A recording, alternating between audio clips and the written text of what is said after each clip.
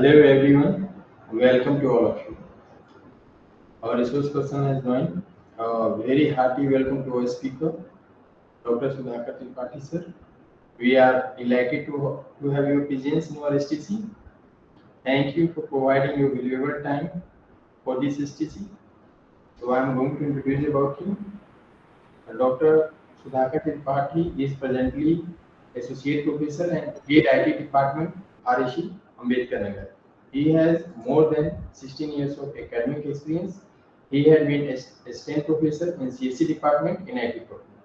He did his PhD from IIT BHU in 2014 in the area of bioinformatics, AI, machine learning.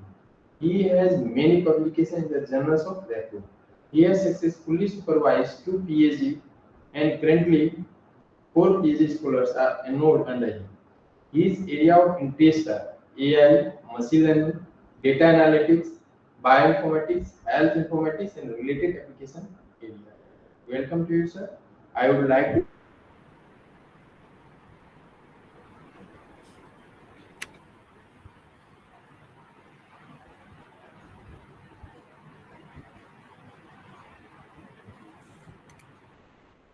Hello. Hello. Dr. Dilip, your voice is not audible presently to us. Hello. Am I audible?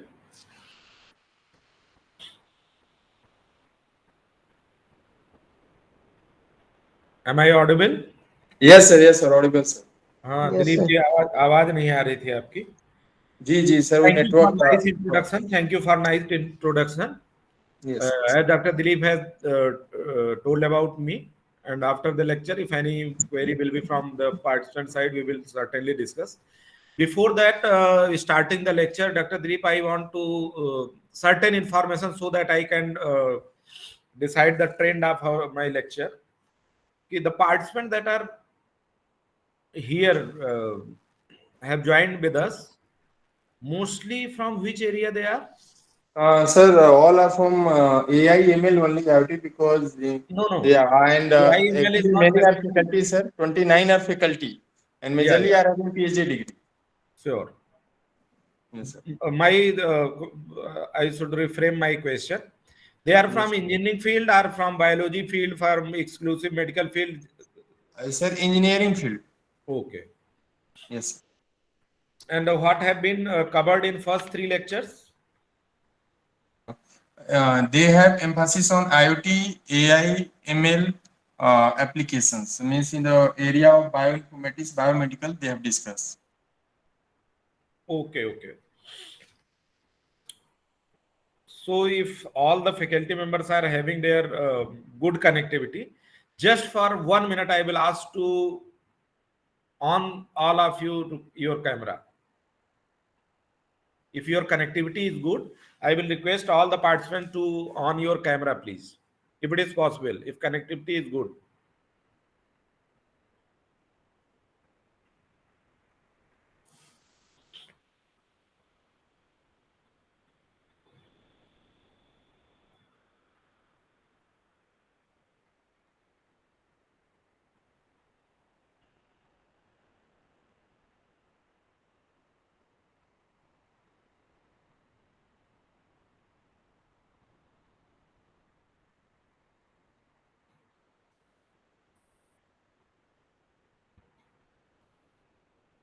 Am I audible?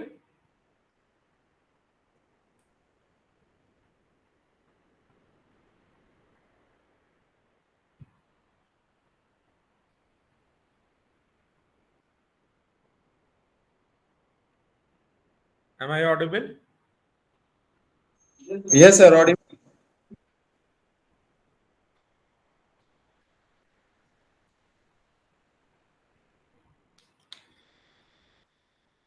Is the PPT readable to everyone? Audible sir, audible. PPT readable है? Yes, sir.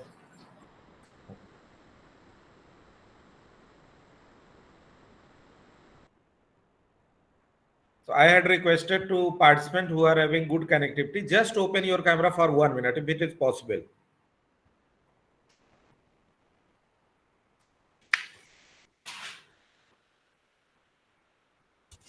Okay. Vipin ji is there.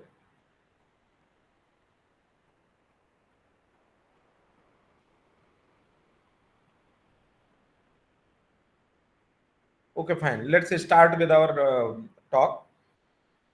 What I will discuss today, there are in 1 hour 10 minutes. What we can discuss is specific techniques certainly cannot be discussed neither algorithm. And if all the members are faculty members, then I think that specific techniques formulations need not to be discussed also. Nowadays we are hearing all about AI, IoT. Anybody can tell what is AI and IoT, not the definition. Actually, what is its scope in various applications, or what is it in itself? AI and IoT, AI or IoT, something like that.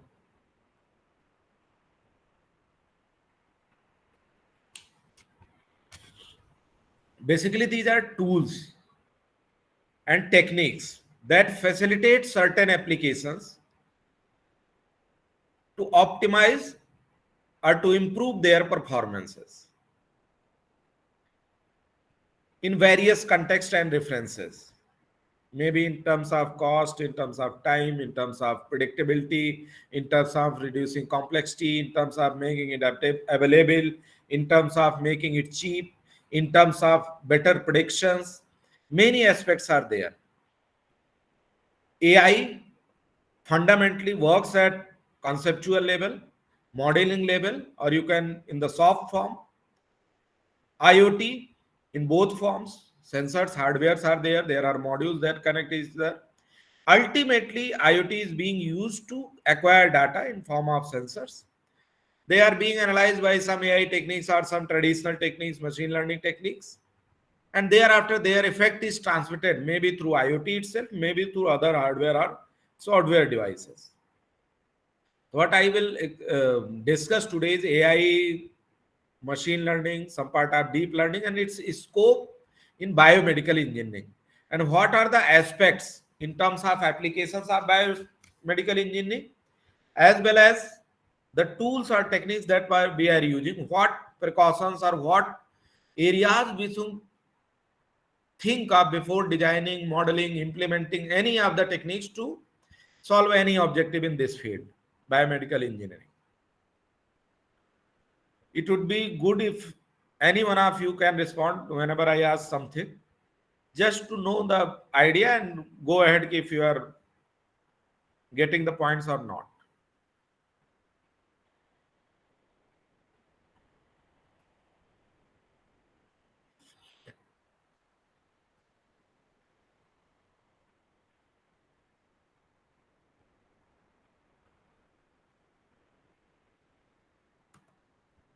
Can anybody tell what is the scope?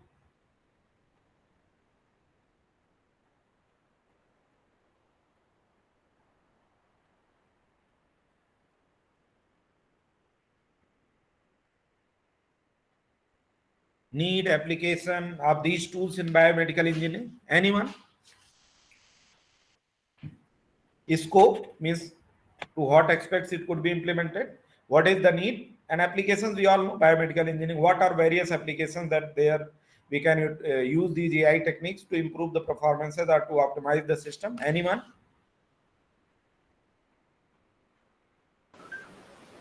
Sir, in biomedical field, like in image segmentation or in detection of ACG signal, AI techniques can be very useful. Yes, this is one aspect. If we are having any input in form of images or any pattern signals, then to analyze them, we can use AI techniques, machine learnings. To analyze the images as well as after analysis, propose certain predictions. Is there only one type of prediction corresponding to one image? Means we are getting one image. Just we are performing analytics. for a specific outcome, or in general we perform certain machine learning algorithms and it predicts for us? Is it the case?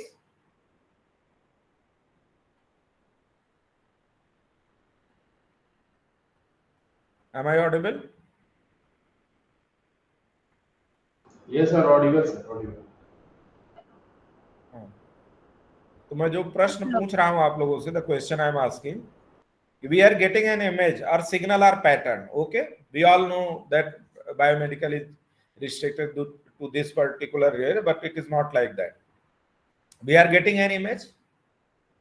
If that image is being seen by a simple medical practitioner or medical practitioner or any biomedical expert, he will predict on his, based on his knowledge base, will assess the patterns and what type of activity is done while analyzing this image.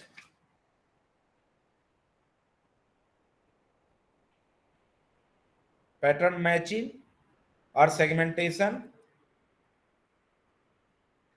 classification, what we do in this?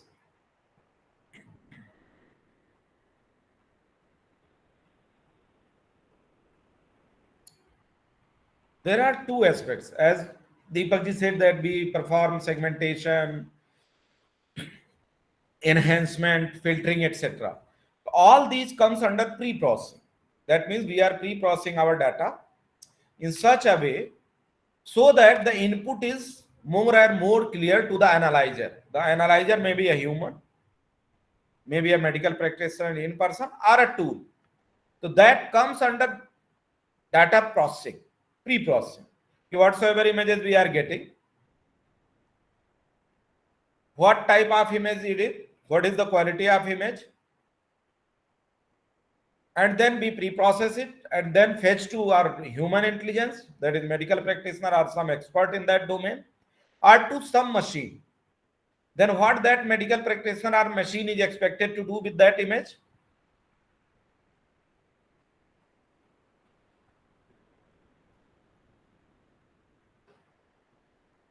Anyone?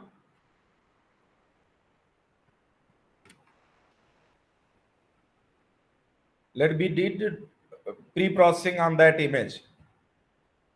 Then that image is printed in terms of films or in some terms of some paper, or it being fetched to the machine that we have make learn. So what is expected from that human intelligence in person or machine?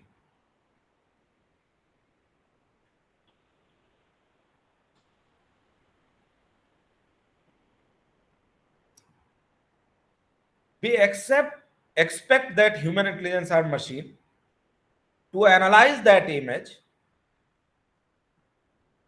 and to give it his or her or machine's recommendations or predictions. What are the possibilities seeing this image, analyzing the patterns, analyzing the features of the images, analyzing hidden information in that image? What are the predictions? On what basis these predictions are done? On the basis of image structure, concentration, color configuration, lining patterns, etc. Many things are there. It depends upon of what part image we are taking. If we are taking image of lungs, certain type of prediction related to lungs will be done. If we are taking images of brain, that will be done. If we are taking images of a bone, that will be taken. No, I am not moving PPT. I am still on this PPT itself. I am not moving PPT. I am just discussing, because knowing this is very important. Scope and need. We should not limit our thought process and engineer. Okay, there is only image that will be fetched to the machine, and then we have to perform certain analysis, and then accordingly we have to move. It's not like that. What we actually do in this biomedical engineering is very vast area. What it incorporates? It incorporates biology, biotechnology, hardwares of electronics and other engineering fields, mainly electronics and allied fields. There are four major fields in this area. One is basic at hardware level, acquiring the data. Hardwares are used for acquisition of data. At that level, IoT would be useful. Certain automated techniques or enhancement level techniques that may not be a very strong AI, but weak level of AI will be applicable to that level. In designing the hardwares. Hardwares for what? Certainly acquiring the data. So there is human hardware that notes down the data from in-person counseling to the patients or whatsoever people come for the medicals. Then there is a diagnostics performed on various symptoms, parts, and so on. So there are various type of diagnostic tools also based on hardwares. Just for an example, I am taking. Let a patient is going to some doctor. He is having some problems or some symptoms, but he doesn't know what type of problem he is facing. Only symptoms he is facing. Means he is facing problem in running, he is, or she is facing problem in talking, he or she is facing problem in breathing, he or she is facing problem in sitting for a long time, he or she is facing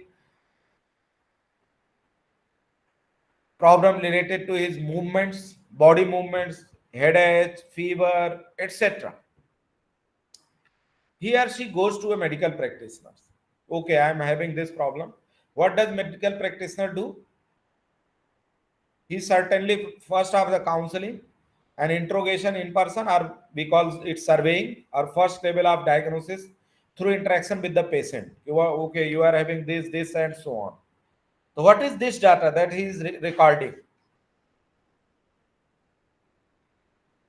What you are feeling, that is called behavioral data. What you are feeling, that is behavioral data. I am feeling bad, I am feeling annoyed, I am feeling depressed, and so on. To make a hardware or software for this type of symptoms is really very critical. Maybe from face analysis you can predict certain things, but really very critical. So there are certain symptoms, behavioral system or some systems that are visible or can be sensed only by the sixth sense by a human person, that is recorded. Okay, the doctor got the symptom. Now what second level of symptom comes?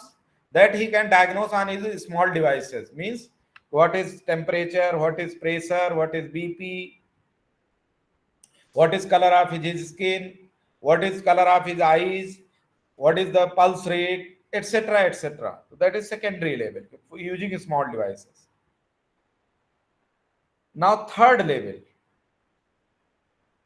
certain diagnostics from at microbiology level, at imaging level is done. Means you take blood test, you urine test, certain type of enzyme test and so on, that is related to blood, urine, or whatever body parts we are taking. Maybe certain skin samples to analyze certain things, allergies, etc. Maybe certain symptoms, injecting something like that, and we are getting reports from the labs. Second type, another type of four type of diagnostics tools are that are imaging based tools, X-rays, CT scans, ultrasounds, MRIs, PETs, etc., that we are performing image based diagnostics. Images are being captured by biomedical devices, basically based on hardware, and we are getting those images and certain predictions by human experts based on those images. Machine gives certain readings of bloods, etc., and so on, and certain predictions by doctors. Then comes signaling level. As Deepak ji said, signaling levels means EEG, EMG, various type of signals that are not formed in the form of images, and we are getting 4-5 type of inputs we are receiving from the machine or by human interaction with the patients and so on. What type of data will be what doctors diagnose with the patients by interviewing? They will be mostly numeric type, text type, or flag type. Okay, you are feeling lazy or not? Yes or no? What temperature you are having? What is fluctuation of temperature? What is your BP? Whether you feel problem in breathing or not? whether your breath timing is less or high, whether you feel hungry or not, whether you feel tired just moving 10 steps or not. All these data will be in the form of numeric data or in the form of some flag or textual data like this. Secondary data that we said that some diagnostics are going to be with the labs, microbiological analysis, biotechnological analysis, etc. Bloods are various systems. They will also come in the form of text or numeric values. Now it comes about imaging. Images will come, certain diagnostic, in-person diagnostic or machine diagnostic will be done, and there will be signaling type of inputs. These are 5 or 6 type of inputs that we are receiving. If these inputs are going to a medical practitioner who is prescribing the medicine, before that, these all diagnostic outcomes are analyzed by pathologists, microbiologists, or biotechnologists. They give their predictions. Here, giving in this prediction, there is scope of AI and machine learning. Can we design a machine that can do better predictions compared to a human being? Yes, we can implement AI or ML modules for this. Next level comes when these ML modules or the diagnostic results are there, 5, 6 type of data available to us. Some are textual data, some are numeric data, some are image based data, some are signal based data. I'm not talking about cell level or DNA level or gene level of analysis. That is also done in advanced levels. These are coming. Now, and ML and AI applications could be done at medical practitioner level. Okay, we are having all these symptoms and they are being predicted, or the outcomes are being given by inhuman intelligence or some machine intelligence or machine learning techniques or models or AI based tools and techniques. We are having these. Now we need to build a model to predict or to conclude what type or what exactly patient is suffering from, what diseases he is having, what additional things he or she is having. That means a prediction model needs to be built. A prediction model needs to be built. What type of prediction model will be built? In general, predicting what particular disease a person is having. Only this is required. Then certainly a classification model will work. In many cases, we may be required to what level of disease he or she is suffering from. In that case, classification along with regression model will be required. At abstract level, if we want to do predictions, what category type or exactly what category of disease he may or she may have, with these symptoms presently, with what disease she or he is suffering, and with these symptoms along with that in future, that is called futuristic predictions. If these systems sustain like that, what additional problems he or she may suffer from? This is an additional prediction for that. So this is majorly scope of biomedical engineering. It is not related to only hardware, rather than it is related to all the points that we go from initial level to diagnosis level. Now let medical practitioner have diagnosed, okay, a person is suffering from pneumonia or some tuberculosis. Then it comes about what medical prescription that particular patient needs to be administered with. That is called managing the disease. Certainly by the knowledge base that an in-person medical practitioner is having, he will follow certain practices, certain medicines, certain behavioral analysis, certain exercises. Okay, this will be the procedure of your disease management. But to manage the disease, there is not only one way of managing the disease. There are sequential aspects that are considered and many ways to deal with. So what is the optimal way to deal with a particular patient's disease? So nowadays what is happening, if someone is having tuberculosis, there is a established phenomena without going to additional symptoms and additional causes of a particular patient, जिसको बोलते हैं हम customized management या patient based management. We don't do that. We general prescriptions are there. If someone is suffering from tuberculosis, maybe some level of tuberculosis stages are diagnosed and accordingly medications are there. But with AI and ML prescription techniques or management techniques, we may be able or we are able to manage it as individual level along with all the symptoms. That is called multimodal modeling. We are not going only by the image based inputs or gene based inputs or biological inputs or interviewed inputs or behavioral analysis, all the inputs from the patient we are taking, and we may build or we can build a multimodal machine so that predictions are better in terms of applicability.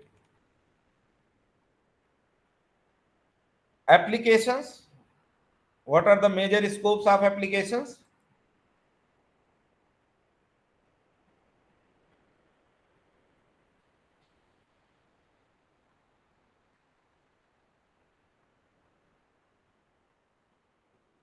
What are application areas?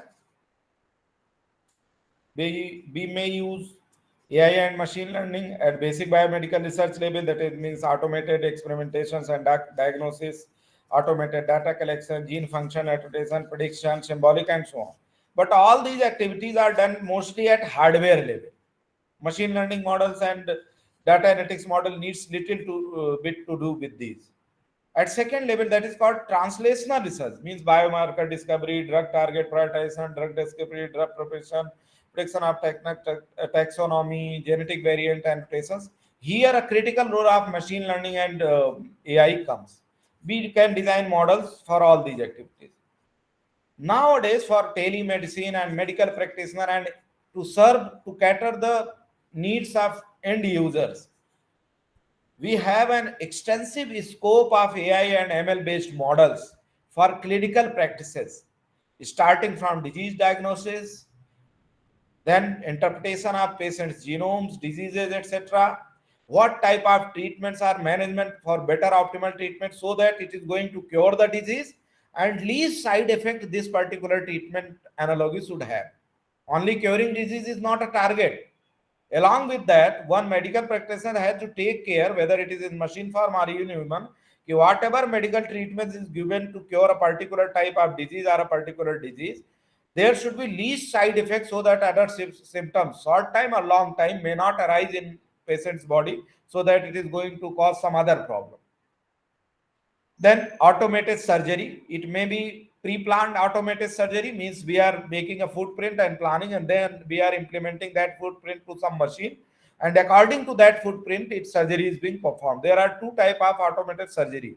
One, monitored with in human person and robotic arms, robotic sensors, robotic eyes, robotic needles, and they are being somehow interactive human, HCI based, human computer interaction based type of things, and robots are going to perform surgery. Second type of thing is all the medical diagnostics is with human practitioner. He is planning all the surgery steps sitting on a particular software module, and he is pre-diagnosing the causes and the outcomes in simulated manner.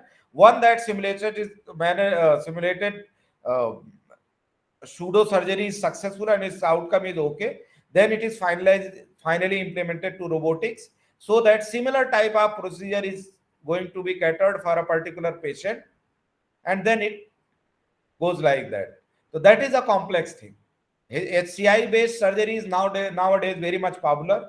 People are using robotics arms, robotic surgery. There are screens, there are sensors, they are able to see inside the body, and accordingly they can plan the surgery.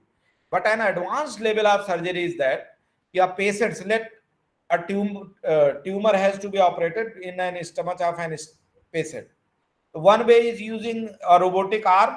We are stitching at some place with the robotic arm, sending some camera with a cable. We are seeing it on the screen and managing the robotic arms to cut that particular part and extracting that part through that hole, putting it some way, stitching it and getting out of it.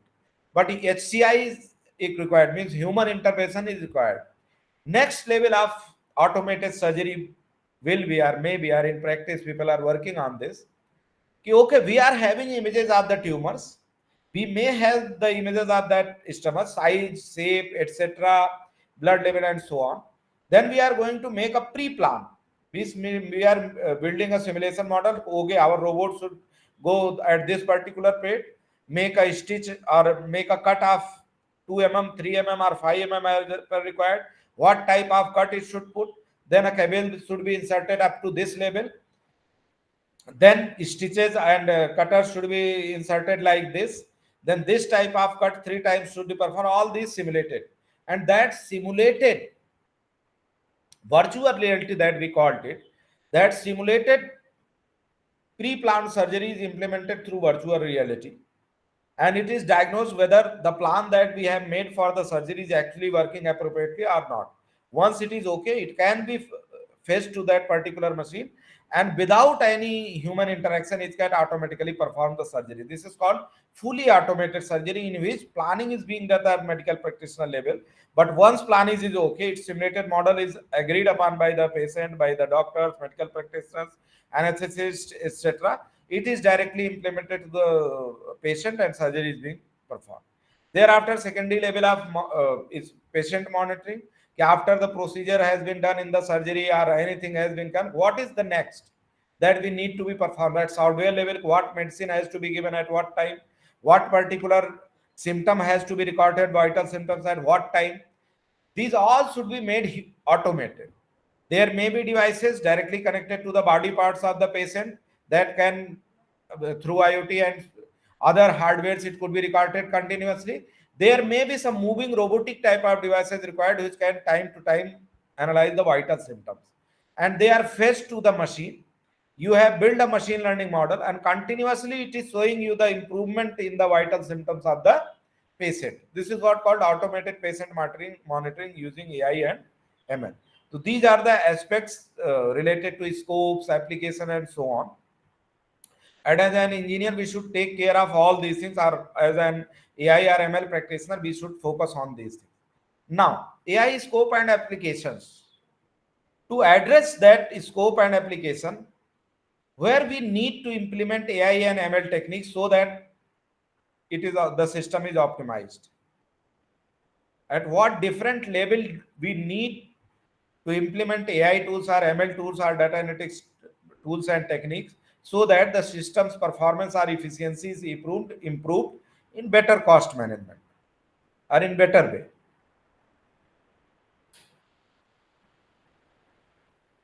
So at hardware level, one can do. What type of machine learning and AI techniques could be implemented at hardware level in biomedical engineering? Anyone? At what type of techniques we can use at hardware level? Anyone?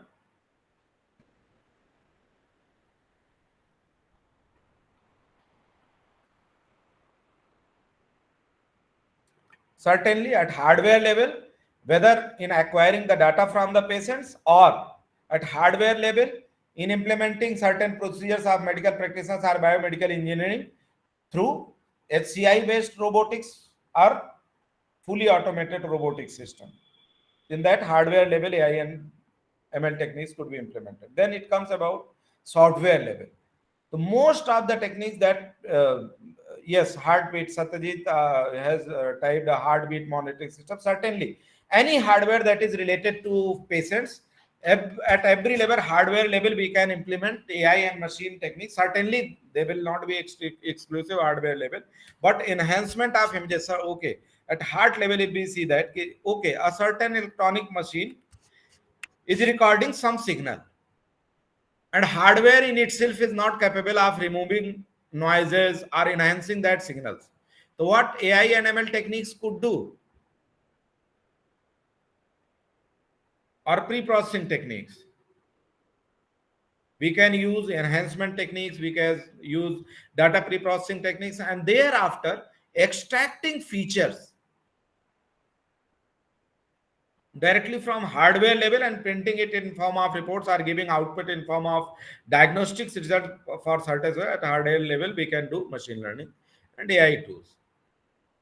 At software level, yes, 95% of works are being done at software level. Maybe it is middleware software or exclusive customer-oriented software. Embedded softwares or non-embedded software, any type of software could be done in this way. Just a second.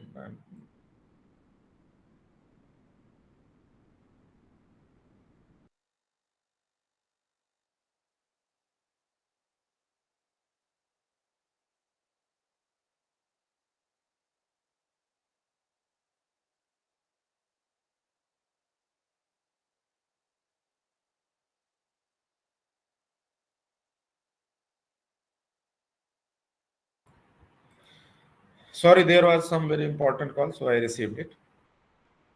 So software level, we have to deal with data analytics and machine learning things at software level.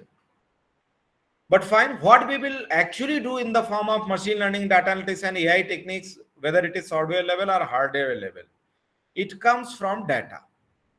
A machine, an abstract form of machine, whether it is an intelligent machine or a simple machine, it needs data. Simple machines needs data to give just outputs based on predefined parameters, that is in form of inputs. But machine learning and AI machines learn from this data, set their parameters from this data that they are getting from various sources, and make predictions.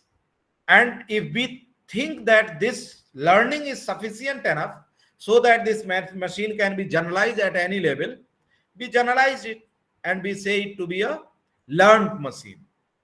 And the process is called machine learning, and it is a part of AI. That means a machine that is learning from data, adjusting its parameter so that it can perform for whatsoever we have designed it, whether for prediction, whether for estimation, whether for recommendation system, whether for regression analysis, whether for clustering, whatsoever data analytics or machine learning operations we have designed it should perform. To what level of precautions we should take at data level? Anyone? Hardware level we have discussed, software level. Now, our main work comes at data level. So what type of predictions we should take at data level? Or what are the challenges at data level? Any one of you?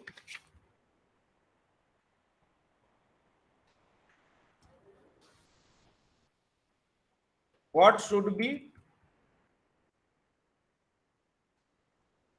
taken care at data level?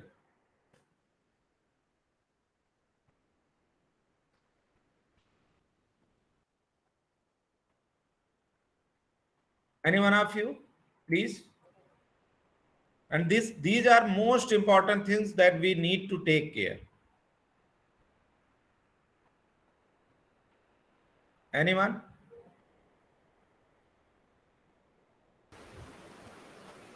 The data should be structured form. No, that is engineering aspect. In what form data will be, that is engineering aspect. Yes, that is one. In which form we are getting the data. Another thing.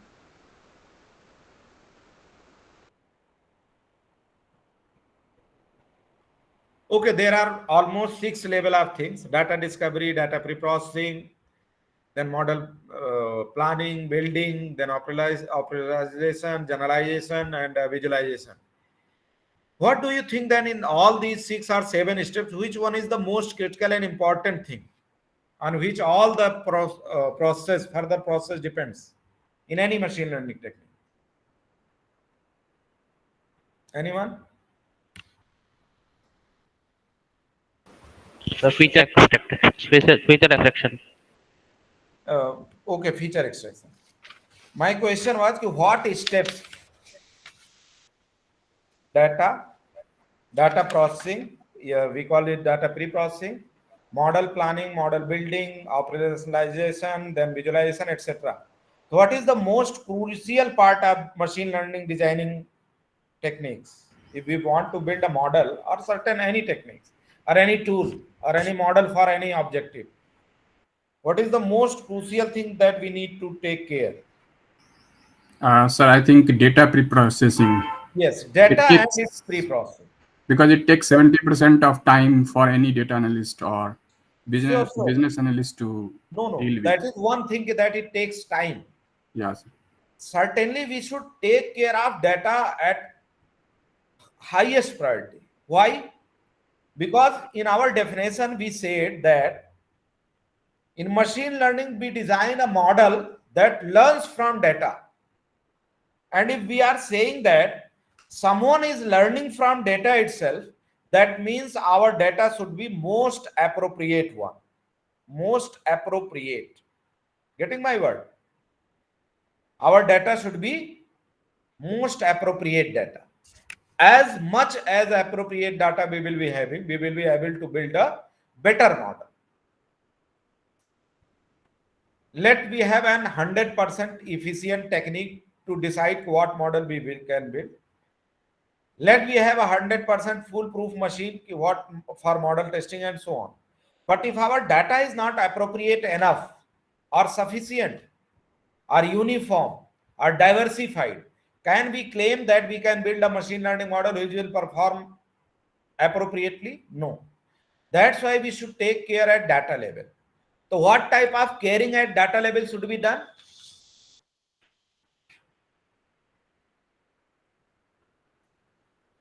First level is data discovery.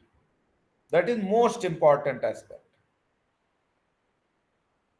Second level is data pre-processing. Data pre-processing is not a big problem.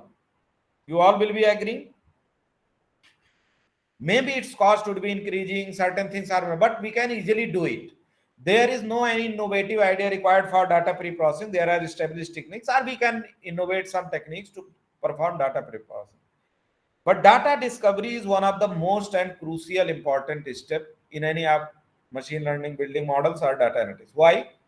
Because one should know to solve a particular problem, whatsoever machine model we want to build, what data we need from the systems, or we can say what data features we need to extract from the systems that actually affect the outcome for we are going to design our machine. Then all those features, characteristics, and data related to all those aspects should be with us. This is what called data discovery. Means if someone wants to predict some neurological disease, just for example, some neurological disease, one should know what are the features that are related to neurological disease. Let me restrict it. If for Parkinson disease, for schizophrenia, or some type of brain tumor we want to diagnose, what are the features that we need to diagnose? This is what called data discovery. So what are the features that are affecting the diagnostics of a particular disease? This is not mostly machine relevant. We cannot do much more with the machines. Okay, we can say that we are having an image. From that image, now we are equipped with deep learning models. They can extract directly features from that image. That's fine. It can extract certain features from that image. And human interaction से जो भी prediction उसका बताया गया है वो training में हम फेच करेंगे and you will learn its feature. But is any disease only related to imagings only? No. Only text? No. Only behavior analysis? No. Any disease prediction is mostly dependent upon multimodal data.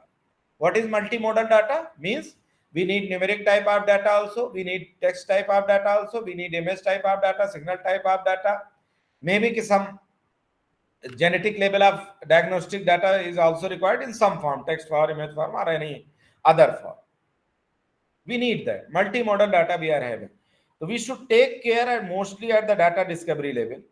That's why it is suggestible whenever we are going to build a machine learning model for biomedical engineering for a specific task, we should always have in our team a human expert in that area who can help us to discover the data or the features which are affecting those objective for which we are building the models.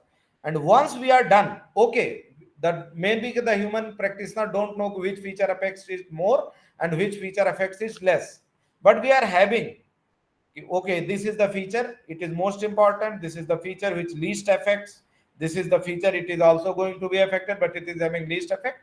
We are having 200 features like that. This is what called data discovery. Once we did this at data level, we found, okay, some medical practitioner said, okay, these are the symptoms at behavioral level, these are the symptoms at blood sample level, these are the system from urine diagnostic, these are the system from biomedical uh, uh, microbiological outcomes, these are the symptoms from imaging, these are the symptoms from behavioral analysis, these are body symptoms, etc., etc. We have now 200 features. Then what will be the next step? What will be the next step? Anyone? Now we discovered, okay, for this particular problem, these are the features, and related to these features, we need to extract data. So that is called data acquisition. So related to that particular features, we are going to acquire the data. That is called data acquisition. So what steps we do in the data level of processing? Data discovery, then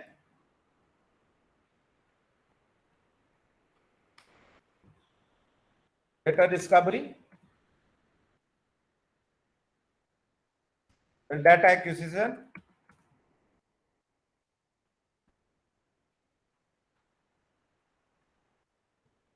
Data acquisition may be some stored data we are having, or some customized data we are going to acquire through various machines, or some real-time data we are having from with the diversified thing. So what should be taken care in this? Data discovery we did. We can plan data acquisition. We have acquired the data. What next? Anyone? What will be the next step?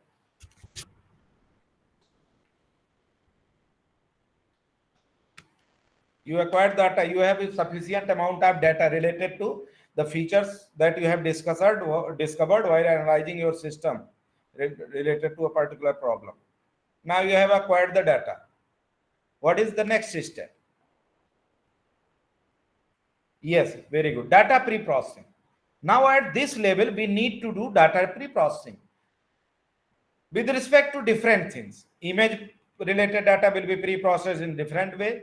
Text related data will be pre-processed in different way. Numerical based data will be pre-processed in different way. Missing values will be processed in different way, and so on. Means whatever type of data, whether single mode data means text, numeric, or audio, video, or some image data, or some DNA based sequence data, whatsoever, ordered data, whatsoever data, or we can say that real time data, stream data, whatsoever we are having, we need to pre-process it. For different type of data, we need different type of pre-processing technique. Now we have pre-processed the data. Okay, assume that we have pre-processed the data. What will be the next step? We have pre-processed the data. We have now done pre-processing. What will be the next step after pre-processing? Anyone? What one should generally do? Anyone? Modeling. Anyone else? Yes. From once we have done data pre-processing, that's fine. We add a classification. Aman said classification, but with my own experience implementing it in brain computing, having worked with BTech students, MTech students, I am also a learner presently. We keep on learning which is the other. What we actually miss, we just pre-process the data. We directly go to model planning, building, and so on. Data visualization, yes. Sadhiti says yes. Have anybody of you have heard about data audit? Anyone?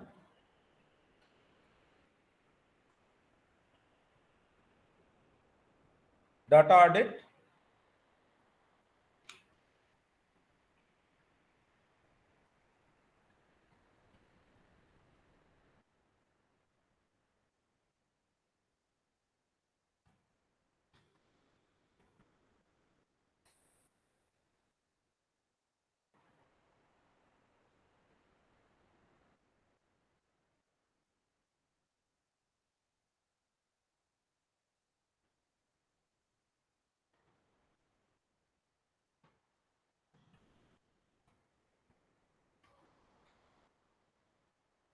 Anyone have performed this data edit during their modeling or building some model?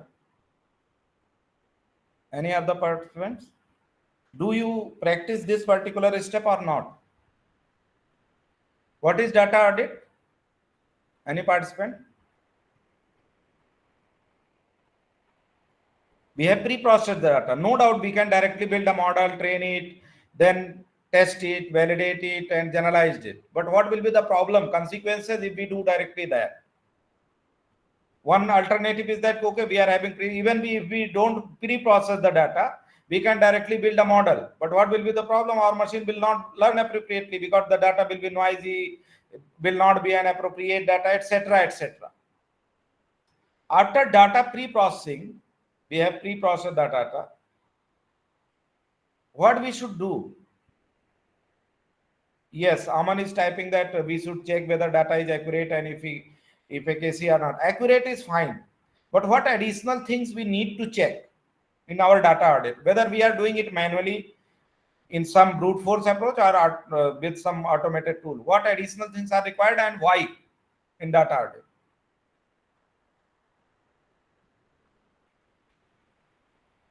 Noise is there or not? In pre-processing, we assume that we have sufficiently removed that noise, but yes, we can check whether still noise is existing or not by the methods what we have done. Remember, whenever in general we are going to build any model or we are teaching to our BTech students, okay, you have done sufficient data pre-processing.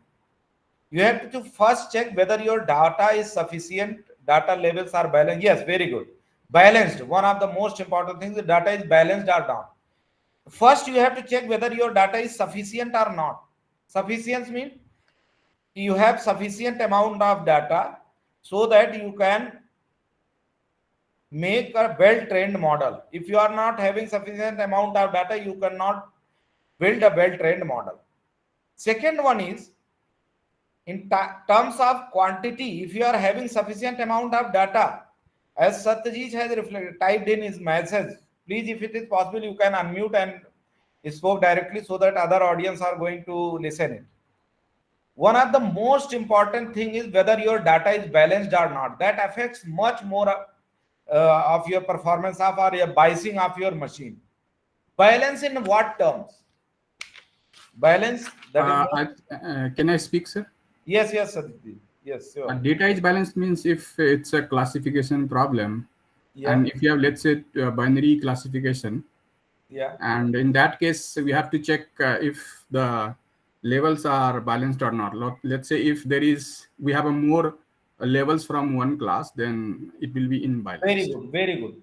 One of the most aspect is that whenever like we are planning for classification or clustering or regression analysis, whatsoever analysis, we should always try from each and every class or group, there should be sufficient amount of data, means almost balance. Almost balance doesn't mean that if one class is having 1000 data, others should have also 1000 data. No. A minimum amount of representative that are required to learn for a particular class should be there. Are you getting my point or not? Let me explain it in better way. Let we are saying that class 1, to predict class 1 and adopt for a machine, at least 500 instances for that particular should be there for class 1. 500 samples at least. For example, how we will decide that this number of sample is sufficient? There is no way. But let a minimum amount of imbalance level class will create biasness in model. Very good. तो हमने कहा कि भाई 500 instances are there that are sufficient for class 1 and so on. So that threshold level should be maintained. Even if we are not able to maintain certain instances corresponding to a particular class. The first level of balancing is that for all class levels, there should be a minimum threshold level of representation in your training or testing data. That is called balancing. But it doesn't mean that they should have equal number of instances. Even if a threshold is around 500, your class 1 representation may be 500 data, your class 2 may have 700 data, your class 3 have 1000 data, your class 4 have 4000 data. But if threshold is around 500 data, almost all classes should have that number of representatives in your training. First level of balancing is this. What is second level of balancing that we need to take care? This was inter-class balancing or inter-cluster balancing or inter-domain balancing. Within class balancing should also be there. What is within class balancing? Anyone? Inter-class balancing or inter-cluster balancing is fine. But intra-class balancing or intra-cluster balancing, what does it mean?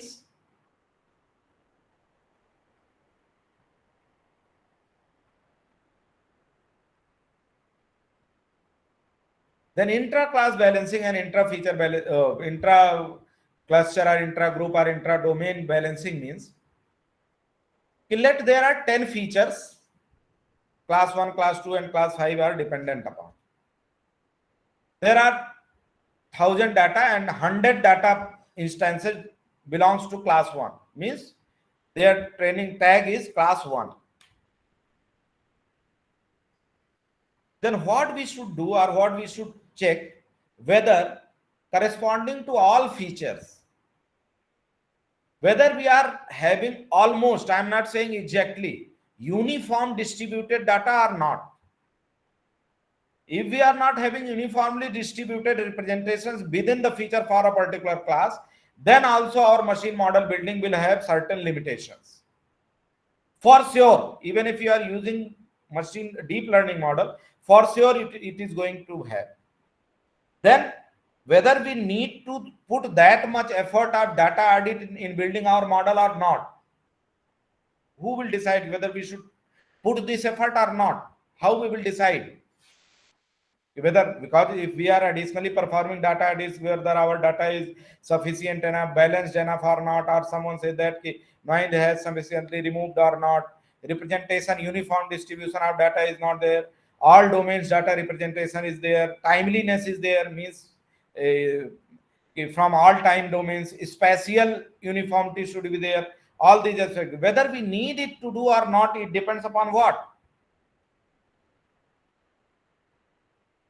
It depends upon for what purpose you are designing your model. The more crucial your design model is, the more efforts you need to do, and data audit will be required at that particular. Once you did the data audit, can you directly go to the machine building model, or some additional step needs to be taken care? We should perform. Anyone? Now we are done with our data audit. We have seen that uniformly distributed balance, sufficient amount of data is there, a threshold level of noise has been reviewed so that it is not going to hinder our training, etc., etc. We have done all this. Then we should directly go to model building or something else.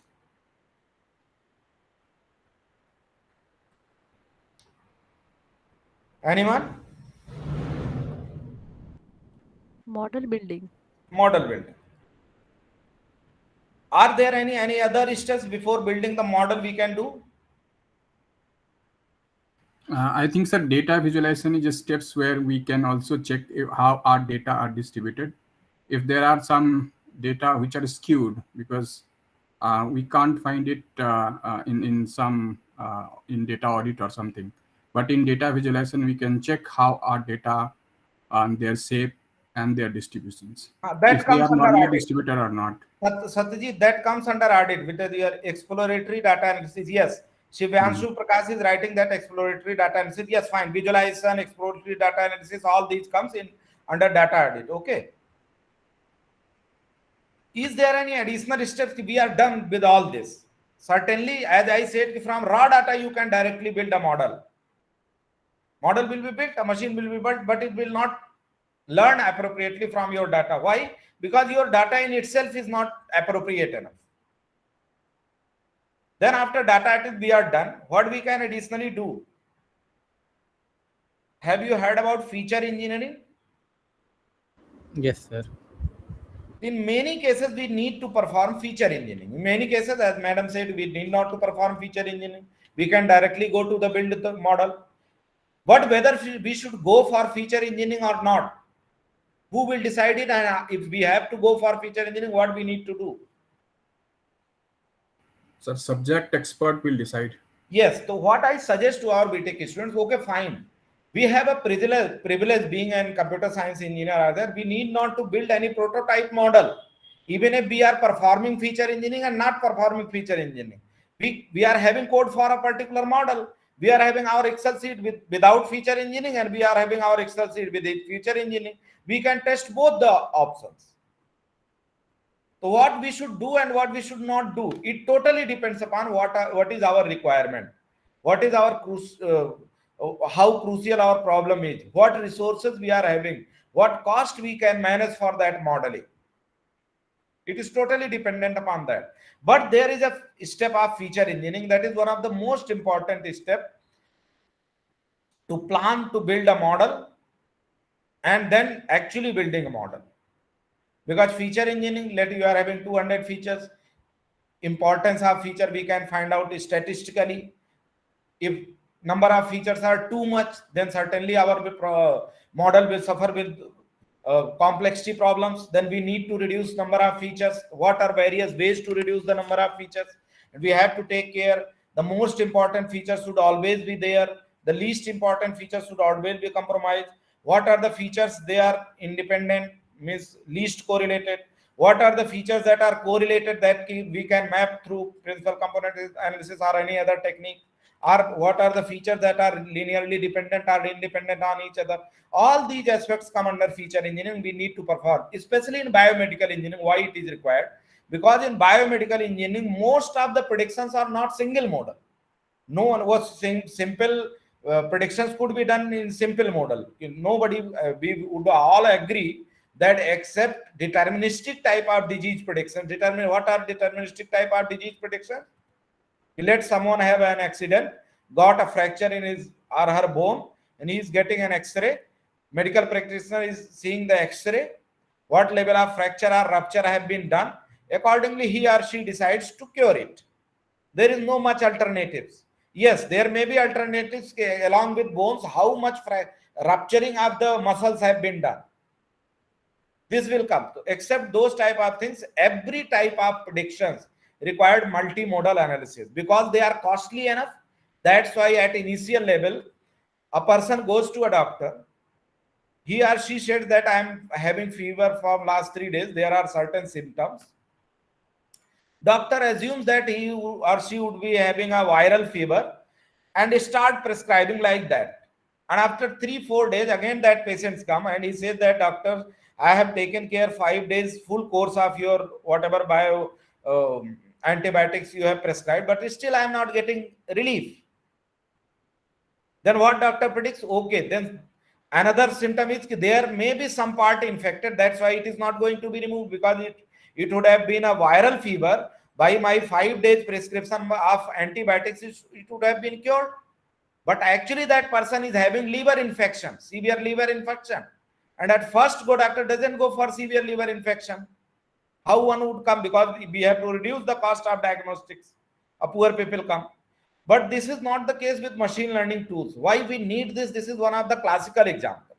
If we are having automated tools, maybe at patent level, whenever they are being built, some companies owning its patent, etc., etc., they are going to be costly. But certainly the efforts will be reduced. As soon as we are ready to reduce the human efforts, we can provide better services. In single go, when a person is coming and is claiming that I am having severe fever, I am not able to eat and so on, and just predicting a viral fever, other symptoms we can acquire with certain machines that are not cost multimodal. And as soon as we go for fine level of that, we called atomic level of diagnostics, we need to do multimodal processing. And as soon as we come to multimodal processing, we need to do certain feature engineering.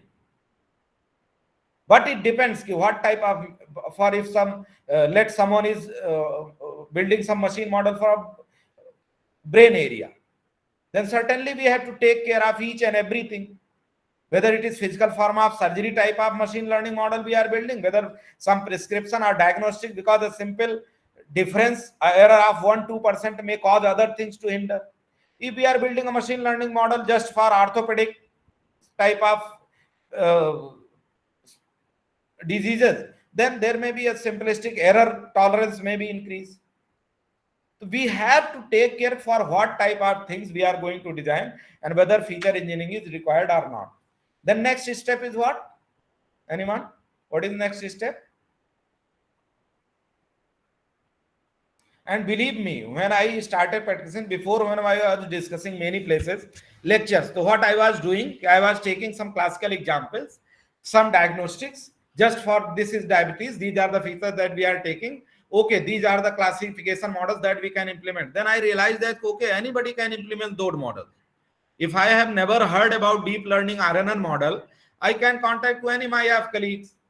We can take program from them and we can fetch that data to that particular RNN model and get the outcome. But then where is innovation? Everybody says why the term data scientist is used.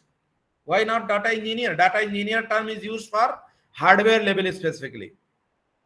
But for data analyst, the term analyst is in, data scientist is used because most of the factors are there which cannot be modeled like an algorithm. Which feature we should take for a particular prescription, it is not static.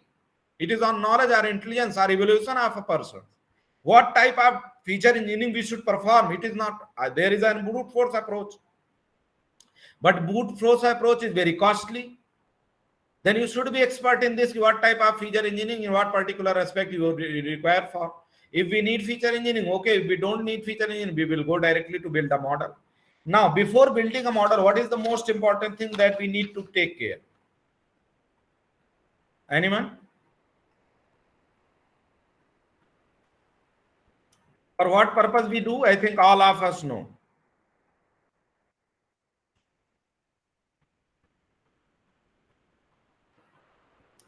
Data discovery, data pre-processing. After pre-processing, I have skipped that data feature engineering step. Model planning. Model building से पहले हम क्या करते हैं? We do model planning. What do you mean by model planning? Anyone?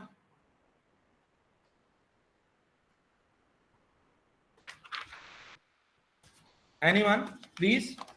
It would be good because we are not single experts in this area. Many of our participants would be better than me in this. What does means by model planning and why it is required?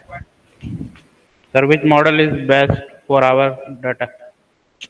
We can't say before implementing, we can't say that which model is best.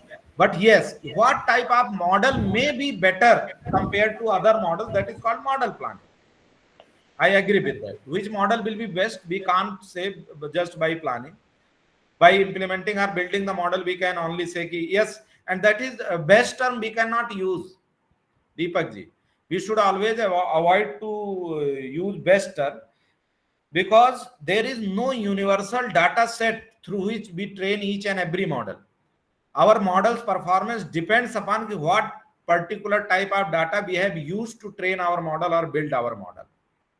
If it was sufficient and well balanced, taken from all the features, and your testing and validation or generalization are coming from same domain, same sources, then it's fine. We can say that it would maybe an optimal model or an optimal model.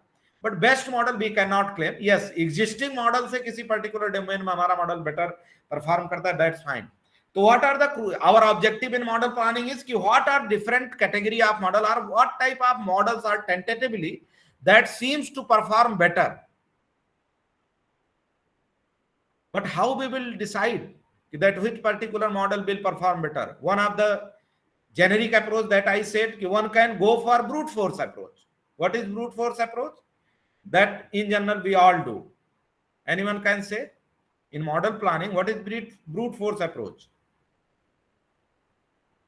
Anyone, please?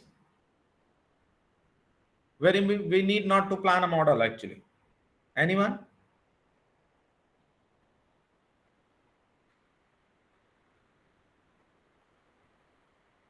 Okay, let me speak.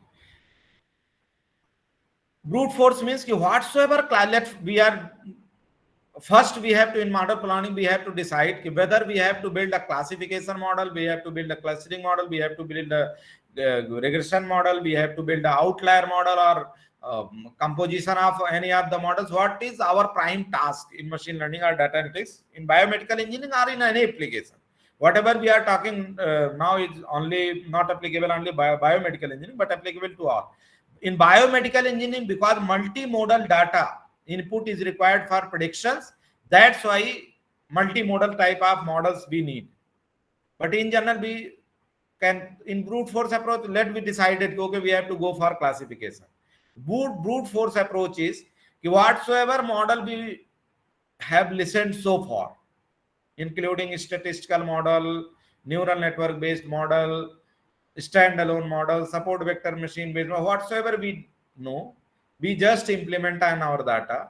We get an insight which are the models which accuracy is better than 80% or something. So we extract those models or we select those models. Okay, these models, if they are fine tuned, they may perform better. But this brute force approach will always not work, especially in multimodal data. All of you would agree that there are certain models which perform better on numeric data. Like if we go for artificial neural network, can it perform better for non-numeric data? And intermediate transformation will be required for that. It performs better for that. Decision tree based model, it performs for flag type of data, interval type of data, as well as numeric data. Deep learning models, it can directly learn features from images directly, from text directly, from audio directly. There are certain statistical based model which can work only for standalone features. If image you are fetching, they cannot learn. There are certain models which can learn from sequential data, and there are certain models which cannot learn sequential data, like in deep neural network. We know that CNN cannot learn sequential data. Yes, image pattern based neighboring data it can learn. So many times we get confused. Okay, in sequences also they are in patterns. Sure, locational sequence is there, but time के corresponding वो हमेशा वही आए. It is not like that. तो RNN better work करेगा sequential data में. लेकिन क्या RNN ही work करेगा? अगर आप CNN में if you are fetching certain things, it will not predict. Yes, it will predict. But knowing which particular model takes what type of data in raw form or data needs to be transformed in certain form, if that is with us and our objective is clear to us, and whether our data is multimodal or unimodal or bimodal or trimodal, we can plan our models better. And if our model planning is better, then only fine tuning will give you an optimal model. If you are fine tuning a wrong model or a pre-estimating model, then certainly whatsoever training algorithms, refinement, what type of training, EPOS you are going for, you will not succeed. So model planning is very crucial. People think that model building is crucial. No. If we are existing with state-of-the-art models, it's not tough. Science is about what type of model we need to use. Maybe a single model is going to suffice. In certain applications, we need hybrid type of model planning. In certain type of applications, we need ensemble type of model plannings. We have to take care of that. And one of the most important thing that we should go for while implementing anything. Okay, these are the features, these are the type of the features, textual feature, numerical feature, multimodal data we have to go for, whether we should go for ensemble, hybrid or sequential type of predictions. The first stage prediction we are doing with textual data. This is also done in diagnostics. Okay, we are having textual, behavioral, just interviewed data or surveyed data. By that we are predicting first level of prediction. In first level of predictions, it came that okay, he can have disease 1, disease 2 and disease 3. But we want to be sure what particular disease he or she is having. Both disease he can have if the diseases are not mutually exclusive. Then for all these type of prediction, model building is crucial. Model planning is crucial. Thereafter, what we go for? Model building. Then we have done model building. The model building takes lesser effort. You know, you have to implement RNN. Yes, you will go to implement the RNN. You will train it sufficiently. If you think that sufficient training has not been done in your testing, you will acquire additional data, you will perform additional feature engineering, and again you will go for model building. And thereafter, certainly model building, we compare different model on different parameters. They are application specific, and if we found them suitable to a particular case, If we have built a model which is critical enough and its accuracy is more than 90%, maybe it is not acceptable still. Maybe in some cases for orthopedic type of models, we can accept that model with 80% of accuracy also. Because 1 mm, 2 mm difference, that is makes that much mismanagement curing the disease. But in brain related problems, we cannot tolerate even 0.00 mm difference within the veins or something like that if we are going to be for the surgery. The operationalization and generalization total depends, our acceptability of the built model totally depends upon how crucial your system is or what level of fault tolerance or error is acceptable by the user. And thereafter you communicate the result, visualize it. What is specific is about biomedical engineering. In most of the cases, we need to use multimodal type of predictions. One is that current prediction. What we say that currently we are going to predict this. But in biomedical engineering, current prediction symptoms के आधार पर हो सकता है अभी कोई हमको symptom visualize ना हो. But future predictions are very crucial. Whatever symptoms we are having at present time, they may not cause any problem at present at time t equal to observation. But the symptoms that are presently, we have a futuristic prediction plan. Okay, if you are currently having these type of symptoms and if they continue, certainly after 2 years you are going to have these type of problems. These are the most crucial part of machine learning and AI tools that needs to be used in biomedical engineering. Because if someone is having pain or problem, they will certainly visit the doctor. We are not vigilant enough. But if I am feeling good, then we hesitate to go any of the doctors.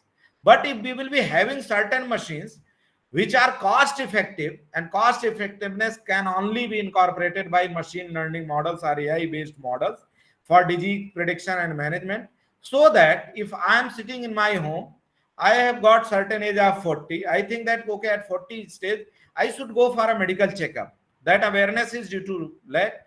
But I am having certain models where I can fetch my current conditions and it can give us future predictions. If certain conditions continues after 2 years, after 1 year, after 6 months, you are going to have this type of problem. If that predictions are with this, to prevent those things, we have to use these models so that future predictions can be done. Thank you all for listening. I think there is a message that my time is finished. Next lecture would be there. Yes, the next person has come online, so Sure. Yeah, if participant If any query or any suggestion from any of the participants, that is welcome. Because data analytics or machine learning is not expertise of anybody. It's mutual information transfer from here and there, and anybody can adopt it. Any suggestion or query from any participant? Okay. Okay, Thank you, sir. We appreciate you taking the time to share your knowledge with us. It was very helpful to hear your lecture on AI and IoT in biomedical engineering. You gave us information on necessity, scope, and use of IoT in biomedical engineering. Very interactive and engaging session. You describe the process, how data is classified, how images are processed in detail with a situation from daily life, how to build a prediction model, then a classification model, and so on. And in-depth review of the application of machine learning in biomedicine, including clinical practice, translational research, and basic biomedical research. How different level works and depend on each other. To tell us the most crucial part of constructing a model in data discovery with detailed and precise explanation. Then it follows data acquisition and then data processing and so on. Discuss the balancing and its type, data audit, details, explanation of every process with classical examples. Once more, sir, I want to thank you for your contribution to this STC. Thank you so much, sir. So,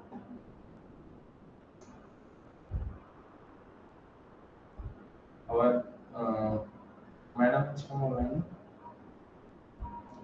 Yes, good afternoon, madam. Very hearty welcome. We are delighted to have your presence in our STC. Thank you for providing your valuable time for this STC. So I am going to introduce about madam. So Professor Sanchita Ghosh is an educator and researcher with more than 20 years of experience teaching courses in both undergraduate and postgraduate level. She has supervised many BTech theses and 23 MTech theses and many PhD dissertations. She also has co-authored 3 monographs on contemporary trends in computer science. She has published over 30 articles in peer-reviewed journals and many conferences. She has received engineering from Jadavpur University, MTech in computer science from BIT Misra, MSc in mathematics from IIT Kharagpur. Welcome, ma'am. I would like to call you to deliver your lecture and hand over to you. Thank you, sir, for this very nice introduction. Am I audible? Yes, ma'am. Audible, ma'am. Okay.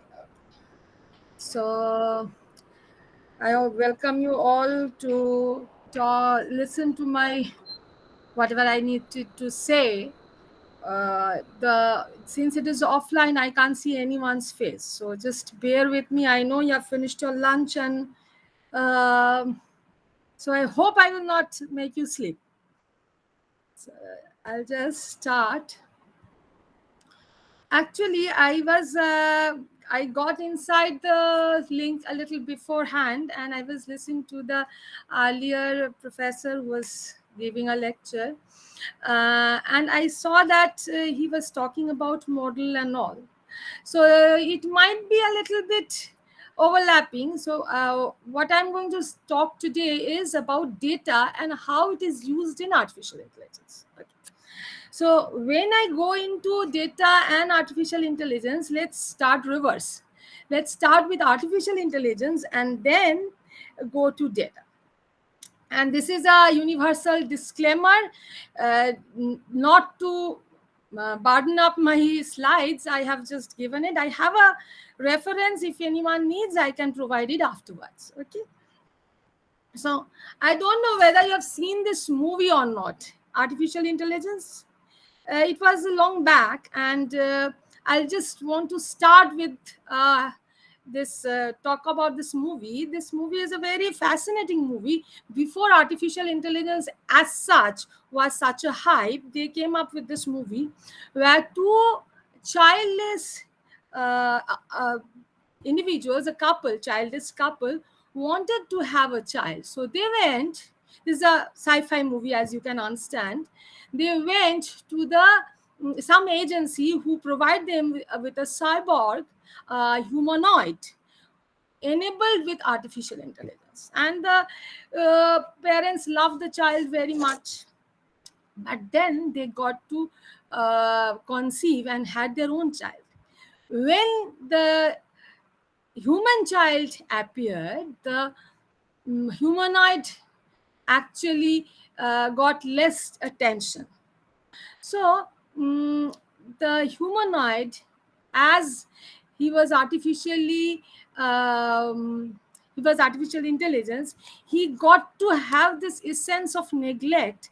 And then he remembered a story his mother used to tell him about a blue fairy who used to fulfill the wishes. So one night when he was alone, he was asking the blue fairy to make him a real life boy. You can start with artificial intelligence, keeping in mind that this was underlining intention of all artificial intelligence practitioners or artificial intelligence people who are trying to come to make artificial intelligence happen, that they will make something real just like human. Okay. So now if you think about human, what actually is so uniquely identifiable as human, which no other thing does. Okay. So what actually we think about is that whenever we have some kind of a experience, we try to learn it, we try to gather the information, we get the knowledge, and we try to use it further. So all humankind, all kind of a expression is based on the basic bottom line, which is data. That thing we are going to talk. So then this data somehow supposed to be converted into information. and then this information will actually accumulate into knowledge, and the knowledge will generate wisdom. Okay, so most of the time data is fact which themselves actually has no very distinct unique meaning, and then we have got the understanding of that data. So if we actually put understanding on the data, we will talk about information. And then if we orderly synthesize all the information, then we'll gather the knowledge. And when we properly apply the knowledge, we are supposed to be wise, we will be getting wisdom. So in a sense, when we add context to the data, we get information. When we add meaning to the information, we get knowledge. And when we add insight to knowledge, then we get wisdom.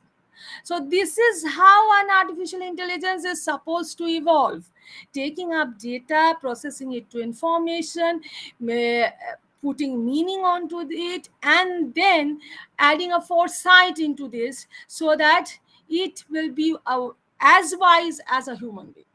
Though I sometimes doubt human beings are always wise.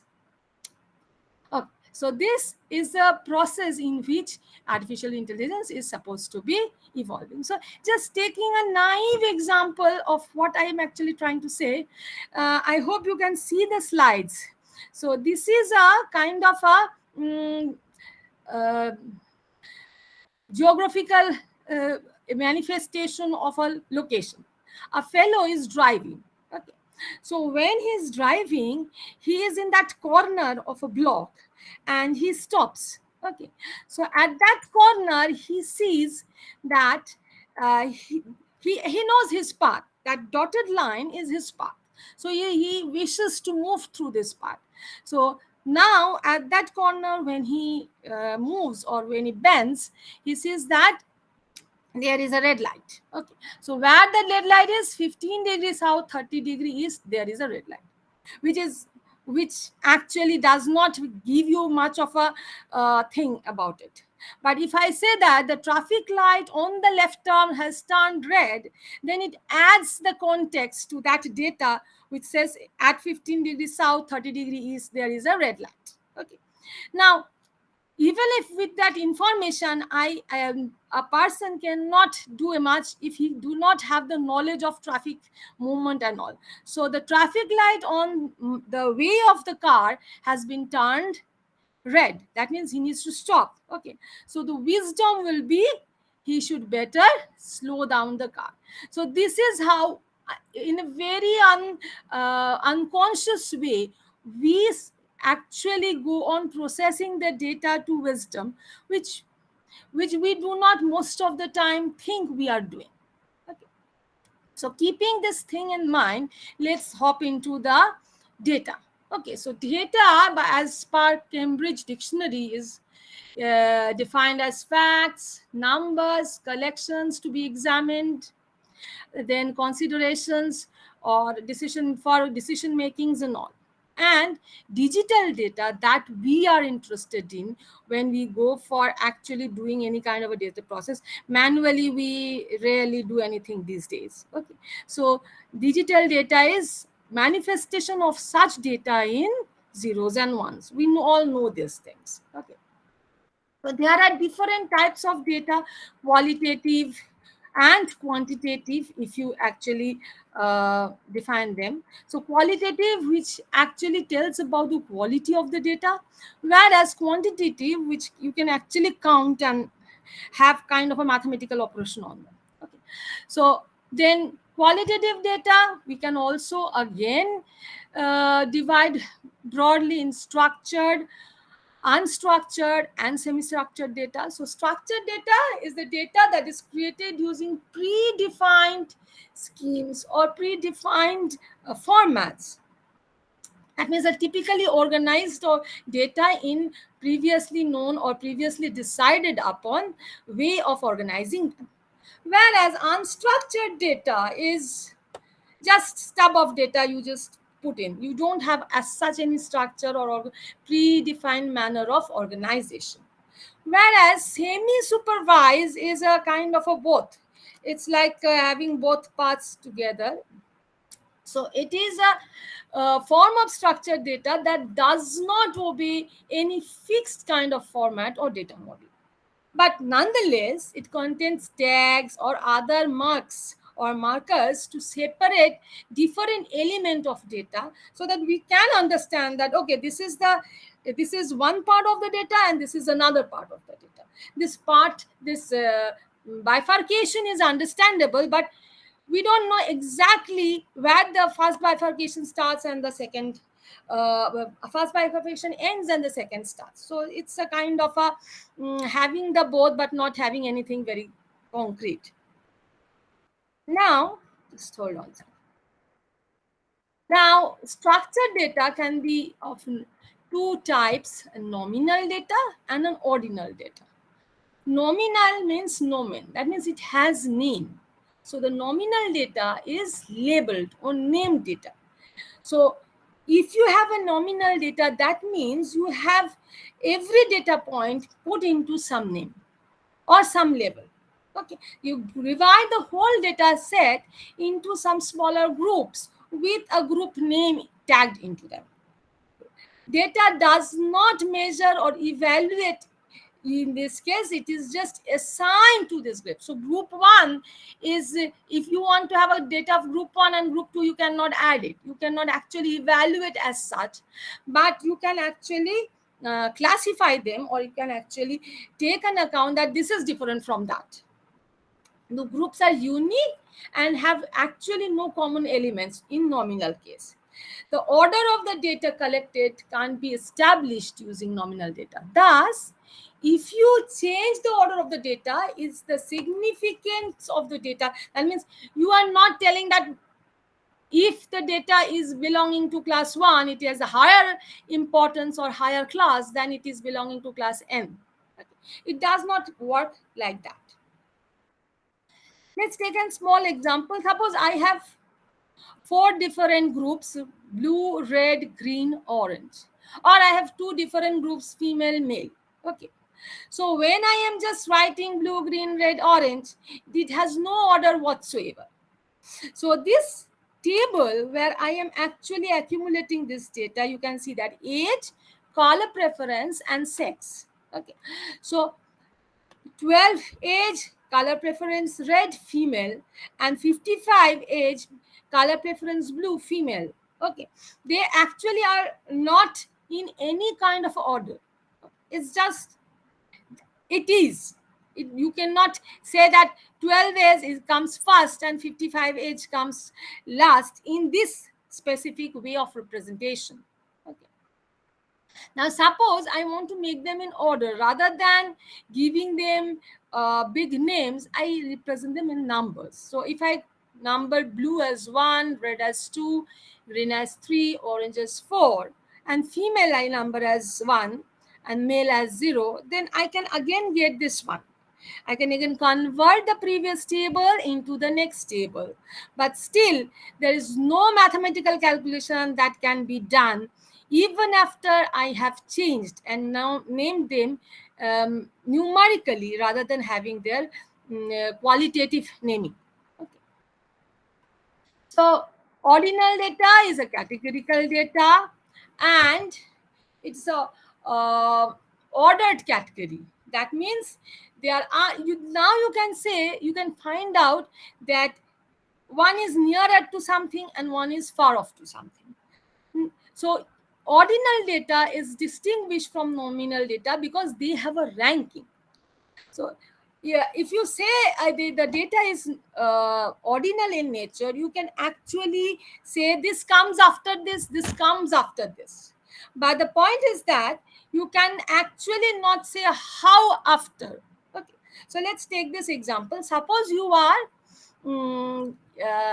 marking a paper. Suppose you are reviewing a paper and you are having this kind of a scenario. You have strongly agree, agree, disagree, strongly disagree.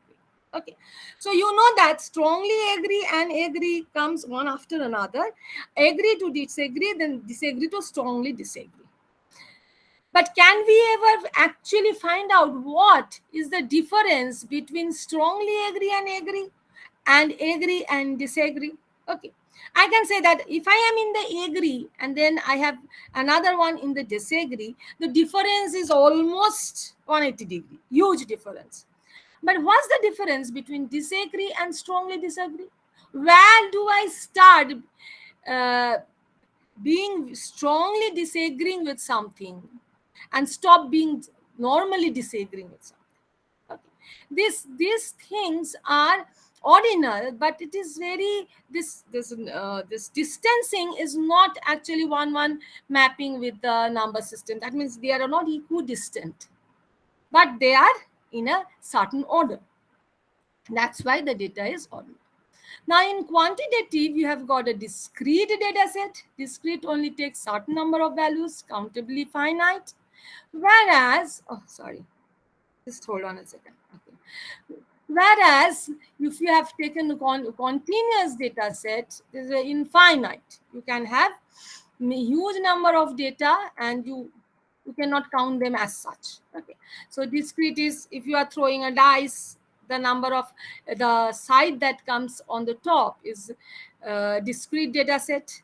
And if you are calculating someone's age, then it's a continuous measure of data set. Okay. Now, keeping these all things in mind, as you have already heard, we need to learn from this data. Only then we will be able to gather the knowledge. Okay.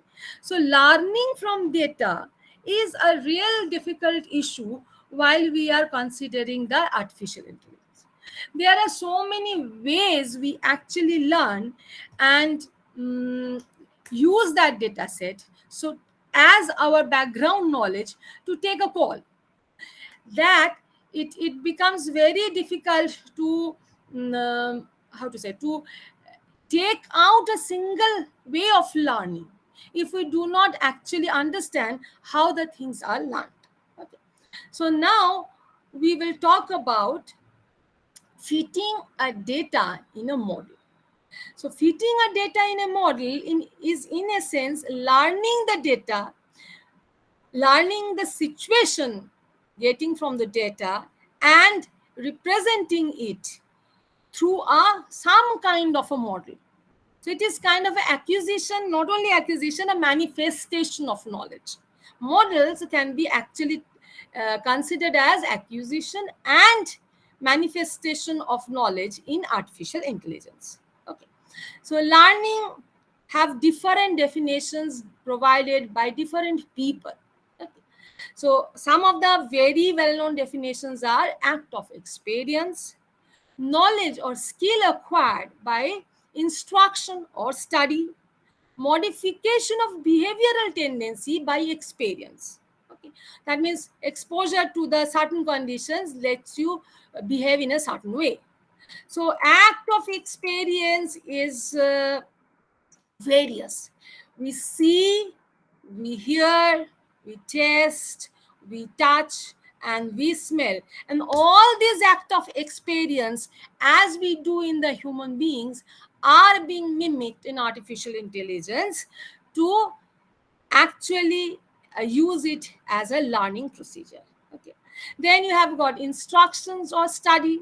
Okay. So instructions or study is a very well-known procedure of gathering knowledge, and this is also being done in artificial intelligence. Writing the instructions to process the information to gather the knowledge. Modification of behavioral tendency by experience. This is more or less the hallmark of your artificial intelligence, because most of the artificial intelligence techniques are heuristic and they learn by experiencing the data. So they modify them. They are all self-modifying as human beings are when they are exposed towards the external stimuli or the environment as such. Okay, which is the environment in the case of artificial intelligence is the data. So how do we actually, in very naive term, talk about artificial intelligence? Do you think making machines act like human beings are magic? To me, it's more like a gardening, if you think. So the seeds will be your learning techniques, the nutrients will be your data. You are the gardener. That means the people who are using those learning techniques and using those data are the gardeners, and the plants that you are getting out could be considered as the models of the result of learning. So let's talk about the models now. Whenever we talk about the model, the first thing we need to address is what is a parameter? What are parameters? Okay. So if you think about properly, the parameter, as they say, is an arbitrary constant whose value characterize a number of a system. Any unique individual of a system is being pinpointed by a fixed value of the parameter. Okay. So let's take an example then. We are taking the two-dimensional coordinate system, and we are having the axis along with horizontal as x-axis, the axis vertically up as y-axis, and cross point is 0.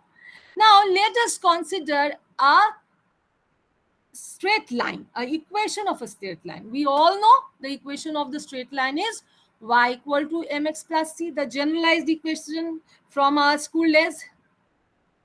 And as we know, m is the angle made by the line with the x-axis, and c is the intercept. Now, when we have yet till date talked about an equation, we have always considered x and y, the variables. We put emphasis most of the time when we are using this equation about x and y. But what exactly is x and y? Are x and y? They are variables. They move. They are the points moving on the line. So if the line exists, they exist. If the line does not exist, or this another line, this x and y does not exist. But then who is going to fix up whether this line exists or not, or which line I am talking about? Okay. So suppose let's take another m, which is m1, or another c, which is c1. So is y equal to mx plus c same as y equal to m1x plus c1? Definitely not. They are two separate lines. So who decides that this line is different from the other line? M and C. The value of M and C decides whether this is this specific straight line model I am using, or the other specific straight line model we are using. So when we are going to uniquely identify a model for a special scenario, we need to identify its parameters. Without the parameters, the models don't exist. So different kind of parameters are there, of which the most important parameter while generating a model or while establishing a model is called model parameters. These are the parameters in the model that must be determined using this training set. And these are the fitting parameters. That means if I have a data set, I will try to make a model which will fit this data set. In essence, this whole procedure of fitting a data set or fitting a model into a data set or vice versa is actually fixing up this parameter, which are called model parameters. So you can see you have got a data set, need to fit a model. So when you need to fit a model, we actually need to find out M and C for this specific case, very naive straight line model. So there might be different other models with different other parameters, but the essence is that if you have got a data set, if you need to find out a model mathematically which expresses the characteristics of your data set, you need to find out the parameters. Okay. Now there are some other parameters which are said to be hyperparameters. These are adjustable parameters which must be tuned in order to obtain the best model, that is. For the example, we normally have the learning speed, number of nodes, hidden layers, number of epochs, etc., etc. These are all hyperparameters. Okay. So in essence, model design plus hyperparameter tuning actually gives you the model. That means actually it decides or fixate up the model parameters. Okay. So why hyperparameters are at all something we are talking about? Good choice of hyperparameter really makes an algorithm to be standing out. So let's take a very naive example of it. I want to move from the location A to location B. Okay, so this is the shortest distance, y equal to mx plus c, m and c is the parameter. So this is another way of moving from the location A to location B, which is having one another parameter, which I have named as theta. Now there's another road from A to B, which has parameters alpha and beta. In essence, if you just by looking at it, you will decide that shortest distance is the best distance. Okay. Now think about your hometown or your city. You are moving from one location to another location. Suddenly there's a huge rain or something has happened in your road and this road is closed. So will this still be the shortest distance, be the ideal model to be taken for the path from A to B? Or mine? So let's take, by looking at this road which is topmost curve, that is theta parameter, is another very nearest one. But then, as I am from Calcutta, I know what this is. I hope you people also know what this is. Someone has gherowed the road. What to do then? So even if the third road is the longest road, you will have to take the longest road. Okay. So this in between criterias that actually fix it up. This is a very naive model. Don't take it as I'm just trying to give a better perspective. Don't take it as it is. So what I'm trying to say is that there are certain factors that actually makes a specific model better model than others. And that factor is actually the hyperparameter, which should be fine-tuned prior to your establishment of the model. Because after establishment of the model, your model parameter is fixed. You cannot change it. So hyperparameters are most of the time used to fine-tune the model parameters as such. So we most of the time talk about optimal hyperparameters. So whenever we are talking about this hyperparameter and optimal hyperparameter, in essence, we are referring this whole situation as to finding out a best selection of a model or an algorithm selection to the algorithm that will be giving our best model. We want to compare different algorithms with each other and oftentimes predict which is having computationally best way of handling our data set. Okay. So then what we are actually doing is we are having a data set, we are having an algorithm, we are making a model. This is most of the time we do with your artificial intelligence, especially in machine learning. So now, as we have already got into model selection, let's talk about what is model selection. Okay, model selection is a very real life way of handling a situation. When you are standing in a crossroad, you have different paths to move on. Which road do you choose? You are having a scenario, which is your data set. You want to find out the best way to represent the data set. There are various ways to represent the data set. Which one will you choose? Which is the best one? The moment I say which is the best one, I, in the next breath, tell you that you should get over the idea of choosing anything which is best. It does not happen. Real life best does not happen.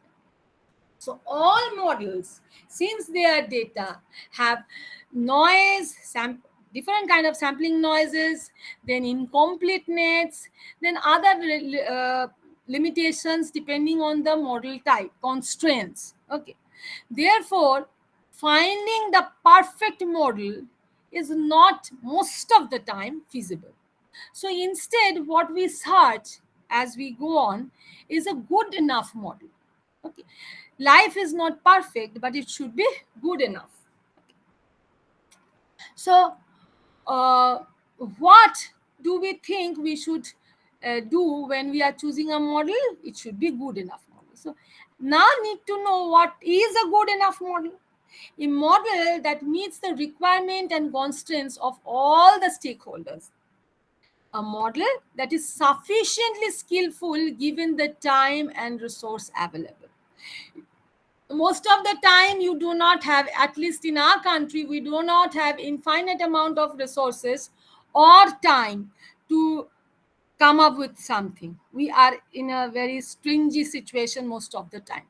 A model that is skillful as compared to any naive basic models, and a model which is skillful relative to other existing tested models, better than the other existing tested models. There can be many.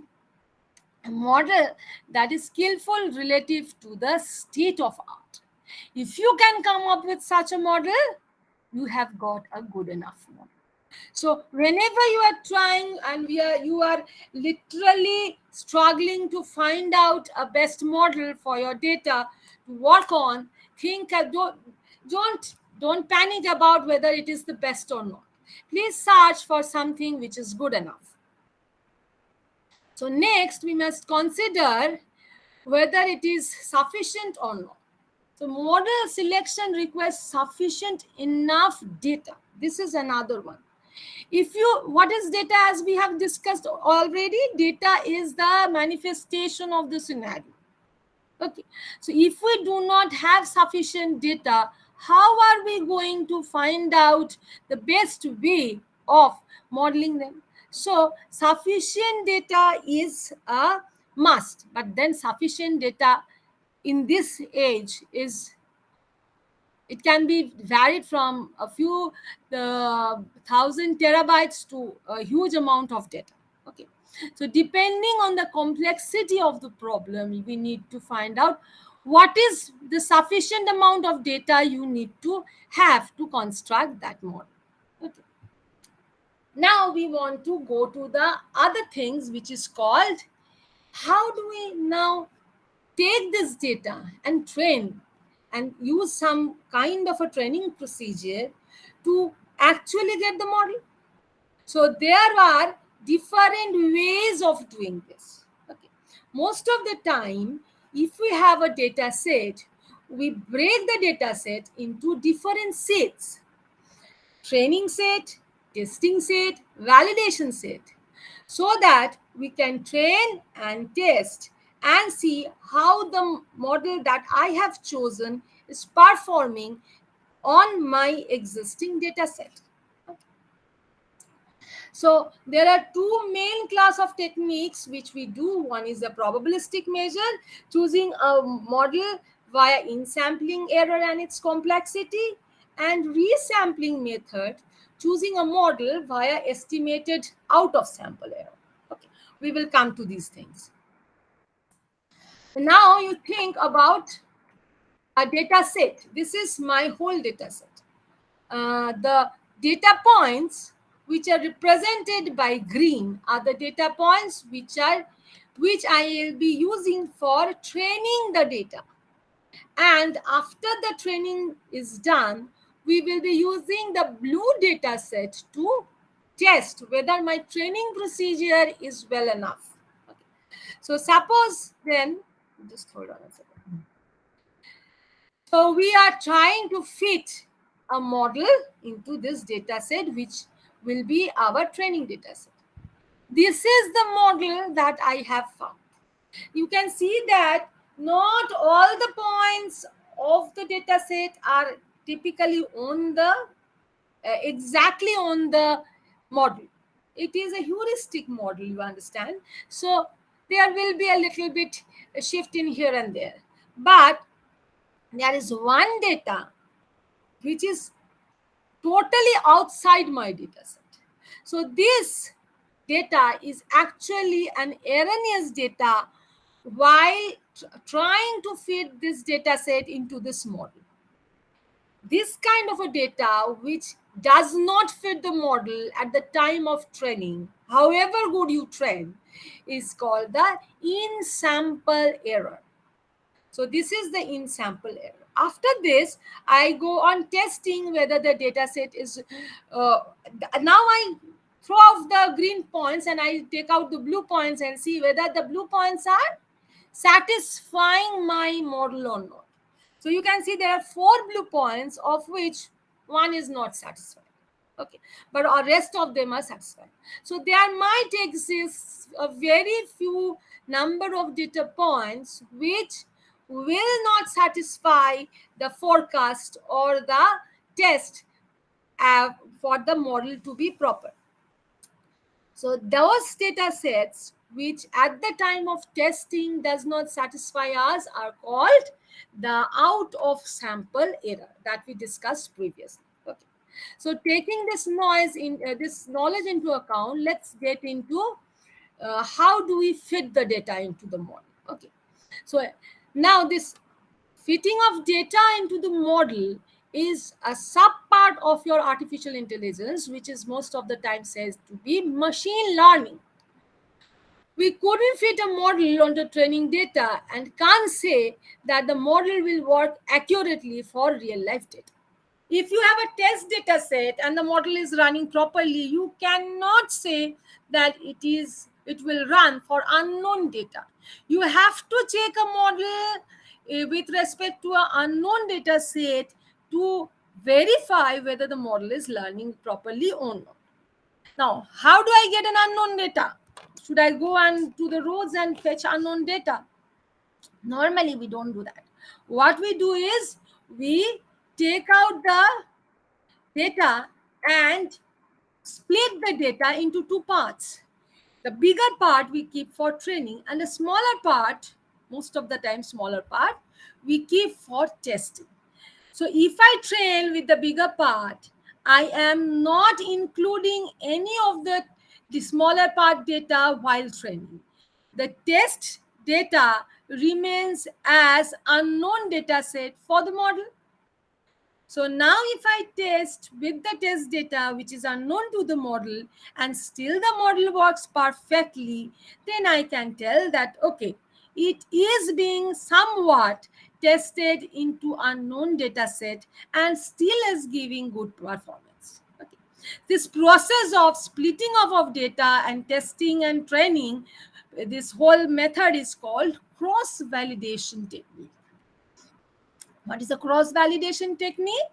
It is a technique in which we train our model using subset of data set and then evaluate it with the complementary subset of the data set. So complementary means no common element between them. The 3 steps involved in cross-validation is, first you reserve some portion of the sample database for the testing, use the data set for training, use a little portion for internal validation, and then move on to testing so that you can actually find out whether it's working or not. There are 3 different test training models which which incorporates all kind of such splitting procedures. One is called holdout, one is called cross validation, and the other is called bootstrap sampling. These are the most well-known methods of doing this. So what is a holdout process? You hold out some data point for further use and do not use them at the moment. Okay, so what is actually done is, if you consider these points as your data set and 2 sets as training set and testing set, you randomly select some of the data points for training and some other data point for testing. While the training procedure is going on, you take out some data points to validate whether the things are working or not. After the training process is done, you have generated a model. Now you take out the testing set. When you take out the testing set, you will be trying to see whether the test data is giving accurate result or not for the model. If the test data gives you considerably accurate result, then you can conclude that this method of training and this method of generating a model is good enough. Okay, so this is your holdout. So the basic concept of estimating a prediction using holdout is given by given a data set, partition it to two disjoint sets and call the training set, call them training set and testing set. Classifier is learning based on the training set and gets it evaluated using the testing set. Now the point is that how many data should I keep for training set and how many data should I put for testing set? This is most of the time the discretion of the evaluator, and most of the time actually a hallmark representation of who is using it properly on, who is not. So there is a trade-off. So the point is that if we have too large of a training data, then the testing data will be small. It's kind of you have a huge syllabus which you have taught and you have only given question from 2 modules. So you cannot, if you have lesser testing data, you cannot be testing the students in a more holistic manner. But if you have got more testing data and less training data, then it's just the vice versa. You have studied, you have taught very small syllabus and you have given questions out of syllabus. So since you have not trained the students or the model using the data, of course they will fail. So this trade-off is very delicate to fine-tune most of the time. Now we move on to a upgradation of the holdout, which is said K cross validation. K-fold cross validation is one more improvement, as rather than having 2 sets of data, the whole data set is divided into K smaller subsets of data. So when they are doing the training system, it takes out one subset as test set and the remaining K minus 1 subset are used as training sets. So, and what happens is that the average error across the K different trials are computed. Now, what is then the advantage? Why we are going on doing it over and over again? The advantage of this method is it's not very important how you divide the data, because throughout the whole procedure, at least once every data gets to be acting as a test data, and throughout the process every data gets to be acted as a training data for K minus 1 times. So let's just see what actually is happening. Suppose this is my data set and I have divided the whole data set into K different groups. Okay, so now I am using any learning experience to generate a classifier or a model. So what happens is that, say first time I'm taking F2 as a test set and F1, F3 until Fk, all these K minus 1 sets as the training model for the learner. Next time I'm taking F1 as the testing set and F2 to Fk, all the other K minus 1 data set as the training set for the learner. So in this way, you can see that every group gets 1 time to test the learning procedure, whereas every group gets K minus 1 time to participate in the training procedure. So it is more holistic, their training, because no data left which is actually included in the data set but has not gone through the training procedure K minus 1 times, as well as every data set has been tested. But then what is the disadvantage of this method? The problem with this method is every time you train and test, every time you change the folds, you have to do the whole thing from the scratch. So there's a huge computational complexity which is there. Now, a variant of this method of having this kind of a scenario done is called random sampling. So you take randomly, you take out the different data and you go on testing and go on training. You do not have to do this whole thing k times. Suppose this is a data set, and you can see that we have got two different ways of breaking the data set. So every time we do it, every time we break it up, it takes out random numbers and repeats it. Till when it repeats it?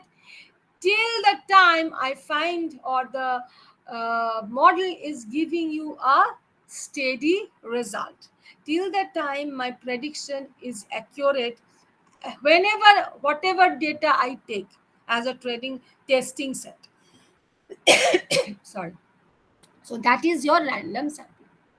With that, we will move on to the last kind of a sampling that we'll talk today, which is called bootstrap sampling. I don't know whether you have heard this name bootstrap or not, but bootstrap actually in computer science and any other field is the phrase means that one should pull oneself up by its own bootstrap. What was that all about? Before we had our fair share of James Bond and other superheroes, Germany used to have one very unique spy whose name was Baron Munchausen.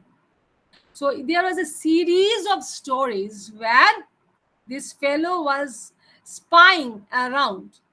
So one of such stories said that this Baron was moving on his horse and he fell into a deep lake.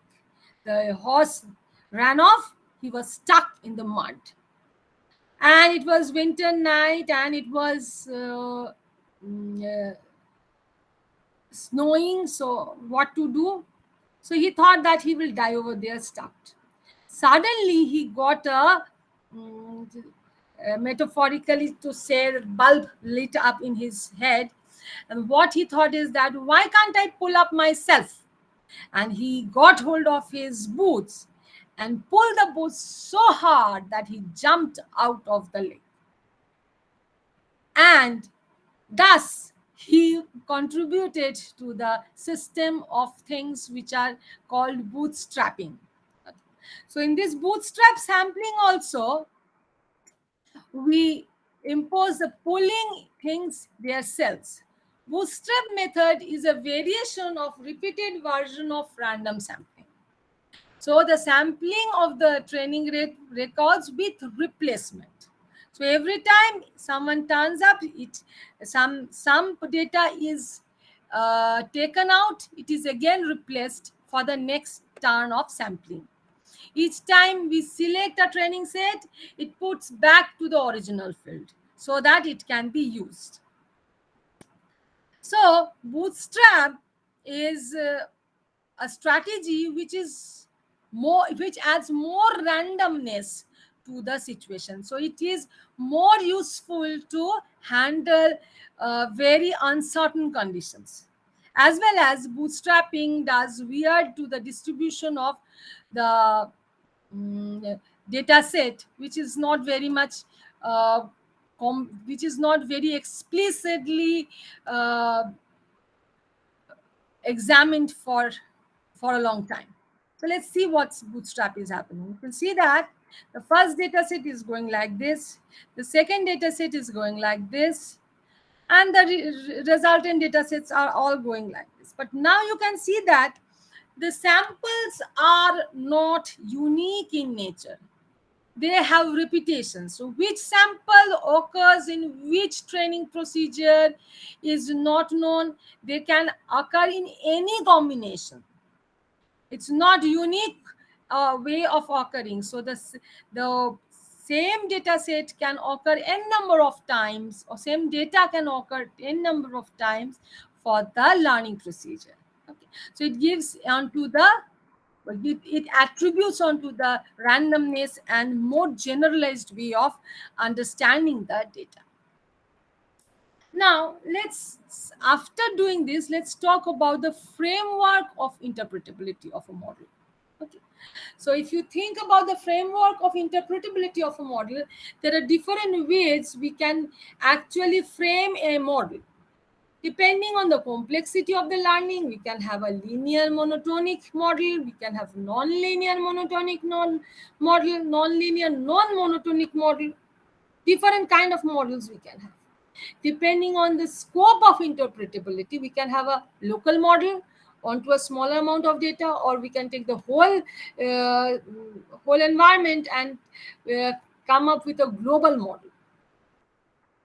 Now, depending on enhancing trust and understanding, why we needed this thing is that whenever we talk about artificial intelligence and all, human beings are not very trusting. If they don't know what's happening, whether it's happening or not, it's difficult for us to trust onto anything.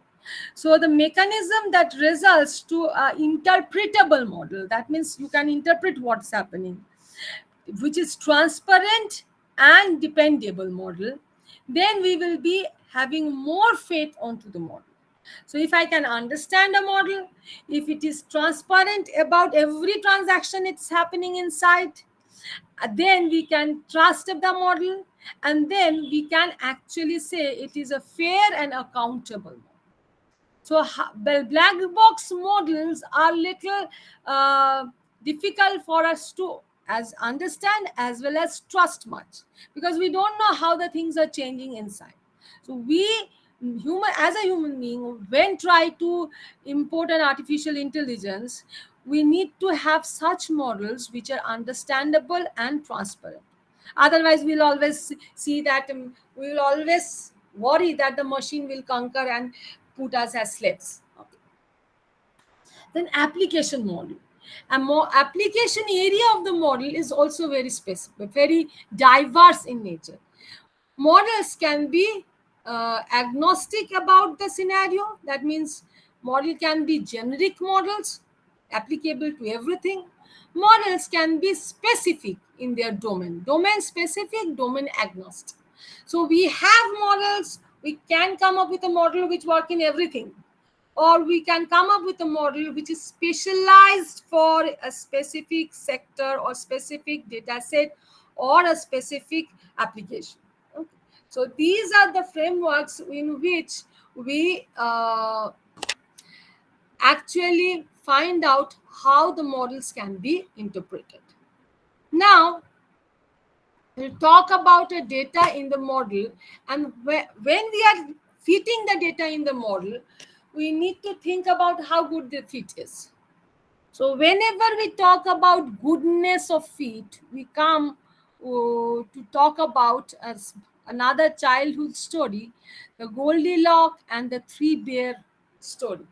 If you remember that there was a story of three bears, who went, who stayed in the jungle, and the bears started making porridge one morning. The porridge was initially too hot, so they went for a walk. And then there was a girl who was roaming around alone, came to their house and thought, and as he was walking as a small child, he felt very hungry, so he wanted to eat something. He found at that home 3 bowls of porridge. One was too hot, one was too cold, and one was of just right temperature. So the child Goldilocks took the just right bowl. So this just right or perfect, or rather just perfect fitting of your criteria should be there in a model. So all the statistical models have different kind of fitting that are there. A statistical model is said to be underfit when it cannot capture the underlying trends of the data, when they cannot understand, when it cannot represent the data itself, when its characteristic of the data set, the knowledge of the data set is not properly manifested. A statistical model is said to be overfit when we are training it with a lot of data, and all this data also have some noise and inaccuracies in it, and we also incorporate those things. So overfitting is when we have fitted every data of the to the model and included fitting the wrong, inaccurate, noisy data into the model. So though it is overfitted, it is not the perfect one. And then in between is the Goldilocks zone, where it is neither underfitted nor overfitted. As Goldilocks said, it is just right. Okay. So how do we talk about which is just right?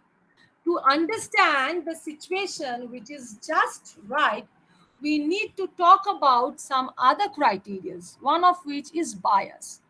Bias is very frowned upon in our normal vocabulary, but when we are talking about bias in a model creation, it is an essential part of a model creation.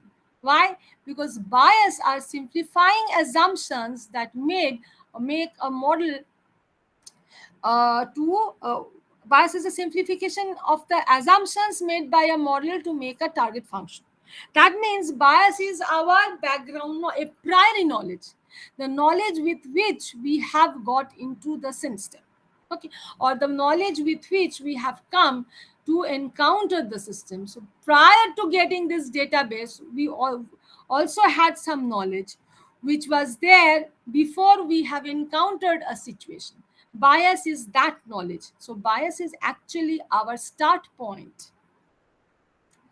So low bias means suggests less assumptions about the target function, whereas high bias means it has got more assumptions, more suggestions about the assumptions. Okay, so let's say about an example of bias. Suppose we are talking about salt intake and blood pressure.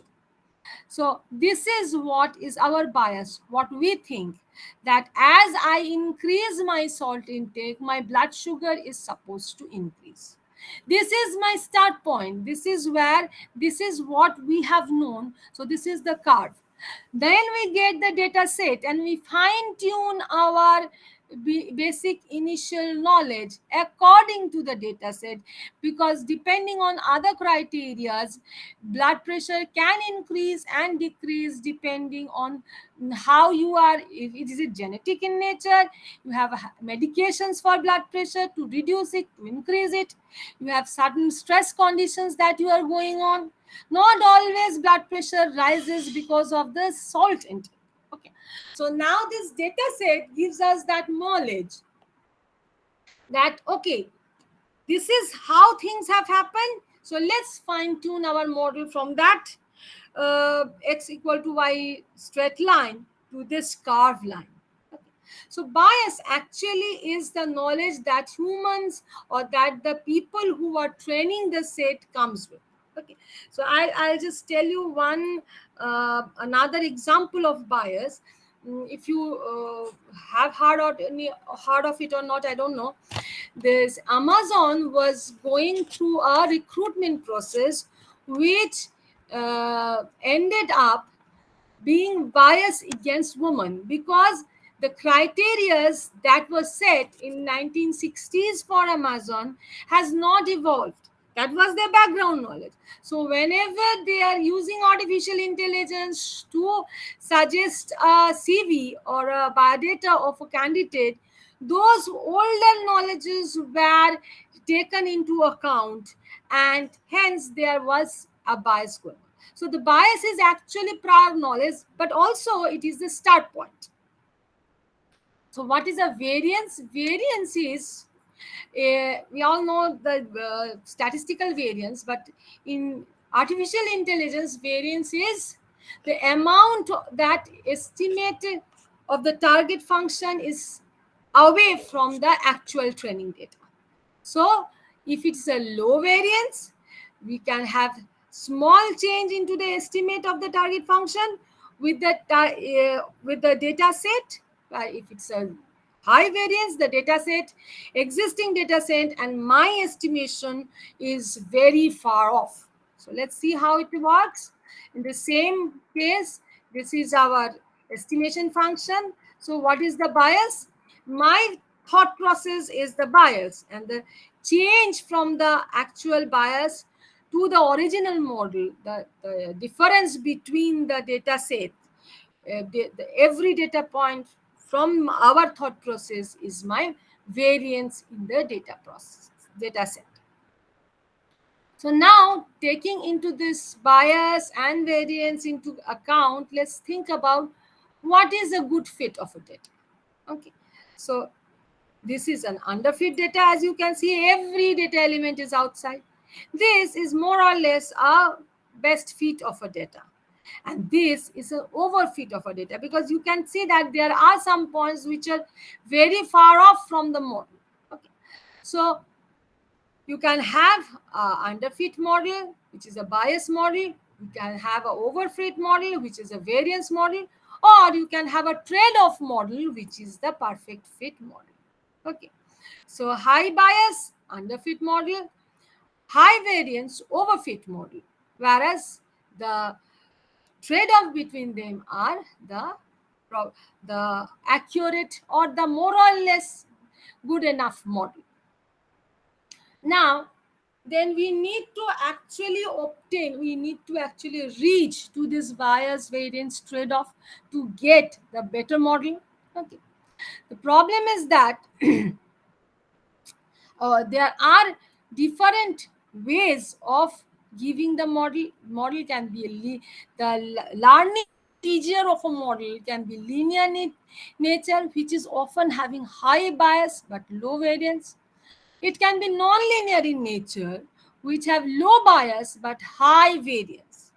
So how do we actually come up with a part where we increase the bias, it will decrease the variance, and if we increase the variance, it will decrease the bias? It's kind of a reciprocal kind of a scenario. So what we can do is we take the model complexity and we take the prediction error, and we plot the bias in this infrastructure or in this coordinate set, and then we plot the variance also. Now the optimal model will be, you can see that the bias and the variance has a crossover at the middle. So if we take the left hand side for the bias and the right hand side for the variance, at the crossover point we get the optimal model. This is how we might be obtaining our optimal model. So in the left hand side it is underfitted, in the right hand side it is overfitted, and in the middle it is optimal solution portion. The real world is made up of different objects, living, non-living. Facts, attributes are there about them as a data. You can have different ways of expressing data. In biomedical, you have different kind of data. It can be image data, signal data, text data, various kind of data. Any attribute could be a feature as long as it is useful to the model. The purpose of a feature, other than being an attribute, would be much easier to understand in the context of a specific problem. Otherwise, the purpose of the features are not very well established. A feature is a characteristic that might help in solving a specific issue that we are trying to handle with artificial intelligence. Okay. So the initial set of raw features can be redundant and too large to manage. There is a word that says that the huge database is an overhead. We do not need too many redundant data. Therefore, a preliminary step in many applications consists of selecting a subset of feature or constructing a new reduced set of features to facilitate learning, to evolve, or to generate a more useful model which has a better generalization and interpretability. This requires the examination of multiple possibilities and combine all such automated techniques like artificial intelligence and all their subdomains and the intuition and the domain knowledge of the expert at the domain. So whatever data you get, if it is a highly specialized data, you need to have a expert who will be telling you what is this data all about. The knowledge is not all the time easier to accumulate without that bias or experience as such we say. Okay, so especially in case of biosignals, there are so many different ways the biosignals can be obtained and saved and used for various uses.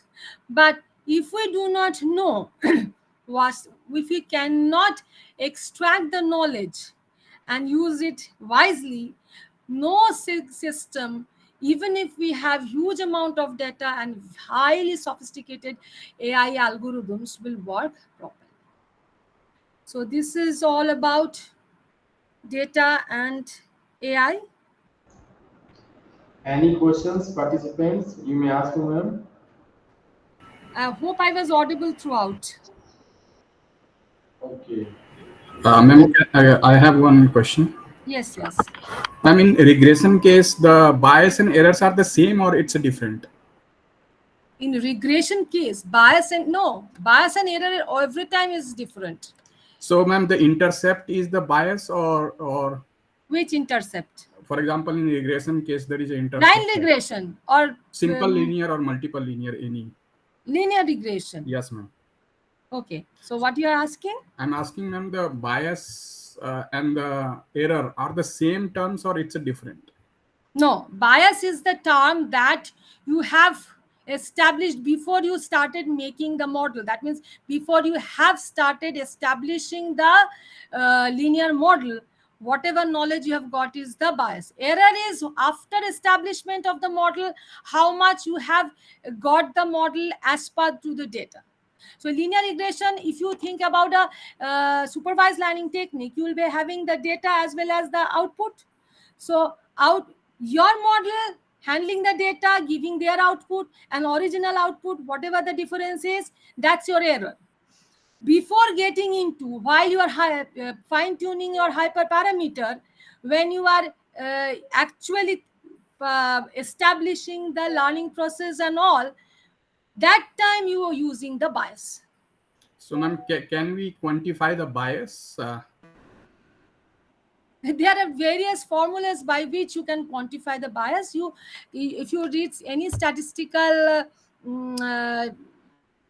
book and all, you will be getting there are various ways of quantifying the bias. But in artificial intelligence, the knowledge itself can be having this bias itself while we are fine-tuning the hyperparameters. That means the domain expert will come up with a bias. Ma'am, So if you understand, yes. Maybe it's during the training time we are bringing bias to the model. No. You are entering the training phase with the bias. Yes. You are not biased. The data that has been provided with you has a bias.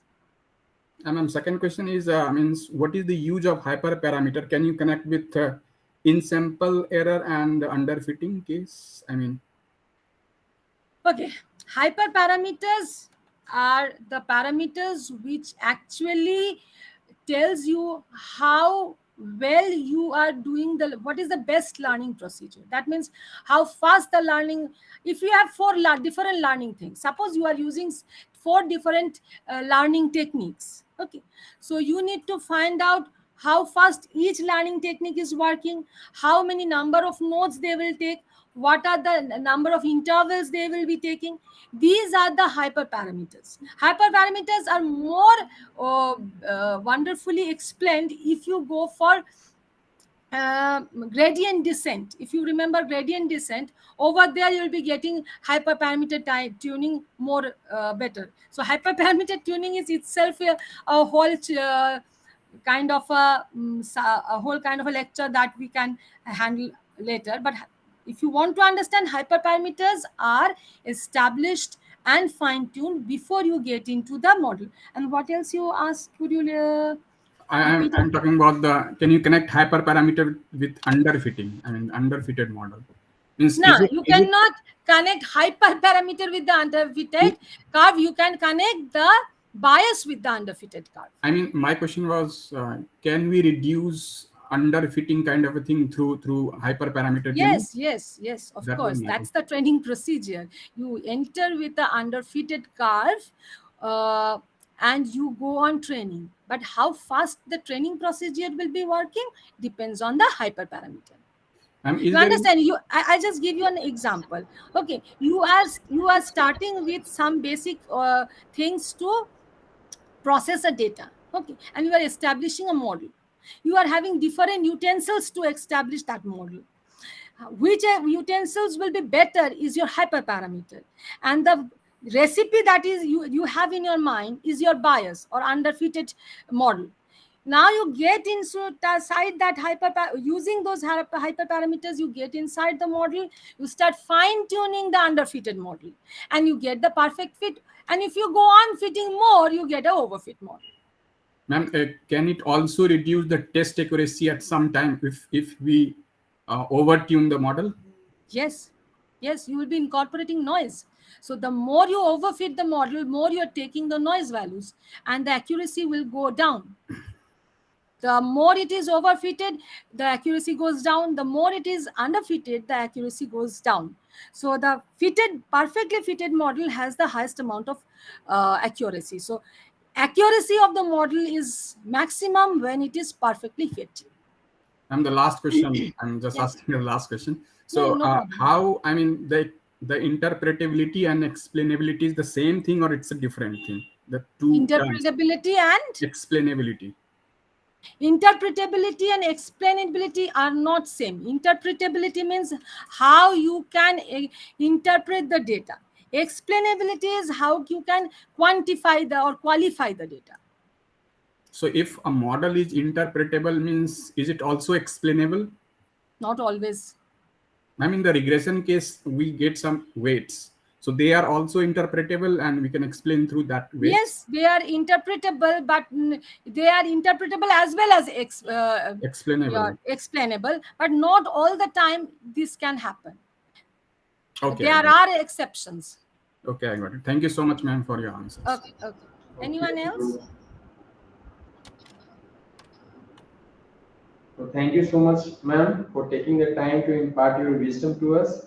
Your presentation on data and artificial intelligence was incredibly informative. Discussing the word DIKW stands for data, information, knowledge, and wisdom, which refers to many levels of data processing. Using flowchart or detailed explanation of what data is and the many forms of data is provided with classical examples, how AI is more like gardening, like seeding, which is learning techniques, why parameters are important, what parameters are, how to choose a model based on real world event, and what matters. Talk about the cross validation process and its stage, how holdout is used to estimate predicted, and discuss the code step sampling with a story that is pull yourself up. What is model farming? How does it work? And what is its application domain? Use graphs to illustrate the ideas of underfitting, overfitting, variance, and bias in data, and many more things you have discussed. I would like to thank you once again, ma'am, for your contribution to this STC. Thank you, ma'am. Thank you, sir. So I think Gupta sir has joined. Dilip, you can Yes, give sir. 2 minutes rest to the participants after this exhaustive, informative Okay, sir. lecture. So five minutes break we are giving, sir. Yes. Okay. So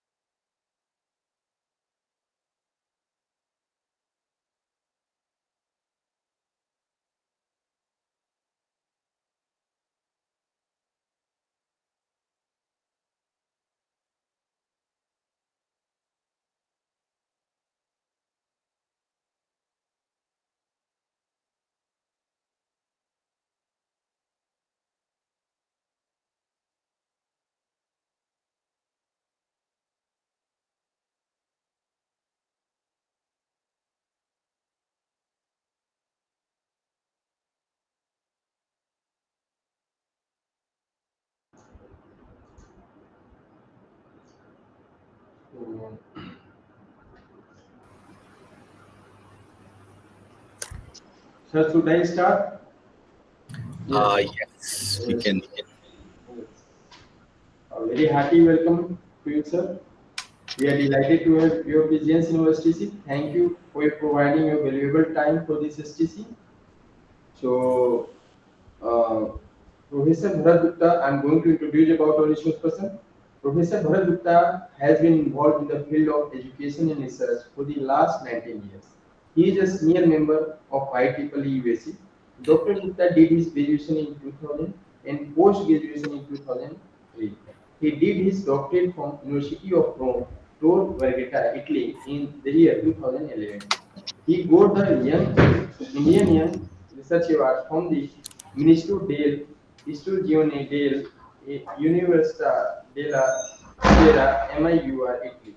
Presently, he is working as a professor in the Department of Electronics and Communication Engineering, NIT Patna, Bihar. He is also the professor in charge of Incubation Center, NIT Patna, and nodal officer for Bihar startup at NIT Patna. He is also the head of the department in NIT Patna of EC department. Dr. Gupta is the chief investigator for the project scheme for financial assistance for setting up electronics and ICT academies at NIT Patna, sponsored by the Ministry of Electronics and Information Technology, mighty government of India. He has guided many undergraduate and postgraduate theses. 6 students have awarded PhD degree under his guidance, and 2 have submitted their thesis, and the 7 are working under him. He has delivered many talks in international and national conferences and workshops. He has published more than 85 papers in international and national journals and conferences. He is the reviewer of many international journals. He was a member of the advisory committee in the National Conference on Emerging Trends in Electronics and Telecommunication Engineering, and has also chaired many sessions in conferences. He has organized the workshop at national and international level. His research area covers mainly wireless body area network, routing and MAC protocol for medical wireless communication, ICT for healthcare, Internet of Things, medical IoT, FM, UWB communication technology, machine learning, etc. I would like to call our research person to deliver a talk. So hand it over to you, sir. Okay. Thank you, Dr. Dilip. First of all, very good evening to all of you. And I would like to thanks and to Dr. Dilip Kumar Chaube that for calling me in this FDP as an expert. And I will also very thankful to Professor Arvind Chaube, the director at IIITM Bhagalpur, for organizing the such FDP, which is very informative because I was just looking in the last 2 lectures and I saw the people have delivered a lot of informations, and I hope the students have, the participants have enjoyed that all. So as Dr. Chaube has already given my introduction and that myself, in the meantime, let me just share my presentation. Yes, I hope my presentation is visible to all of you. Yes, sir. Visual. Okay. So this is so I'm thankful to Dr. Chaube for my nice introduction and letting the student know about my area of research where I'm working.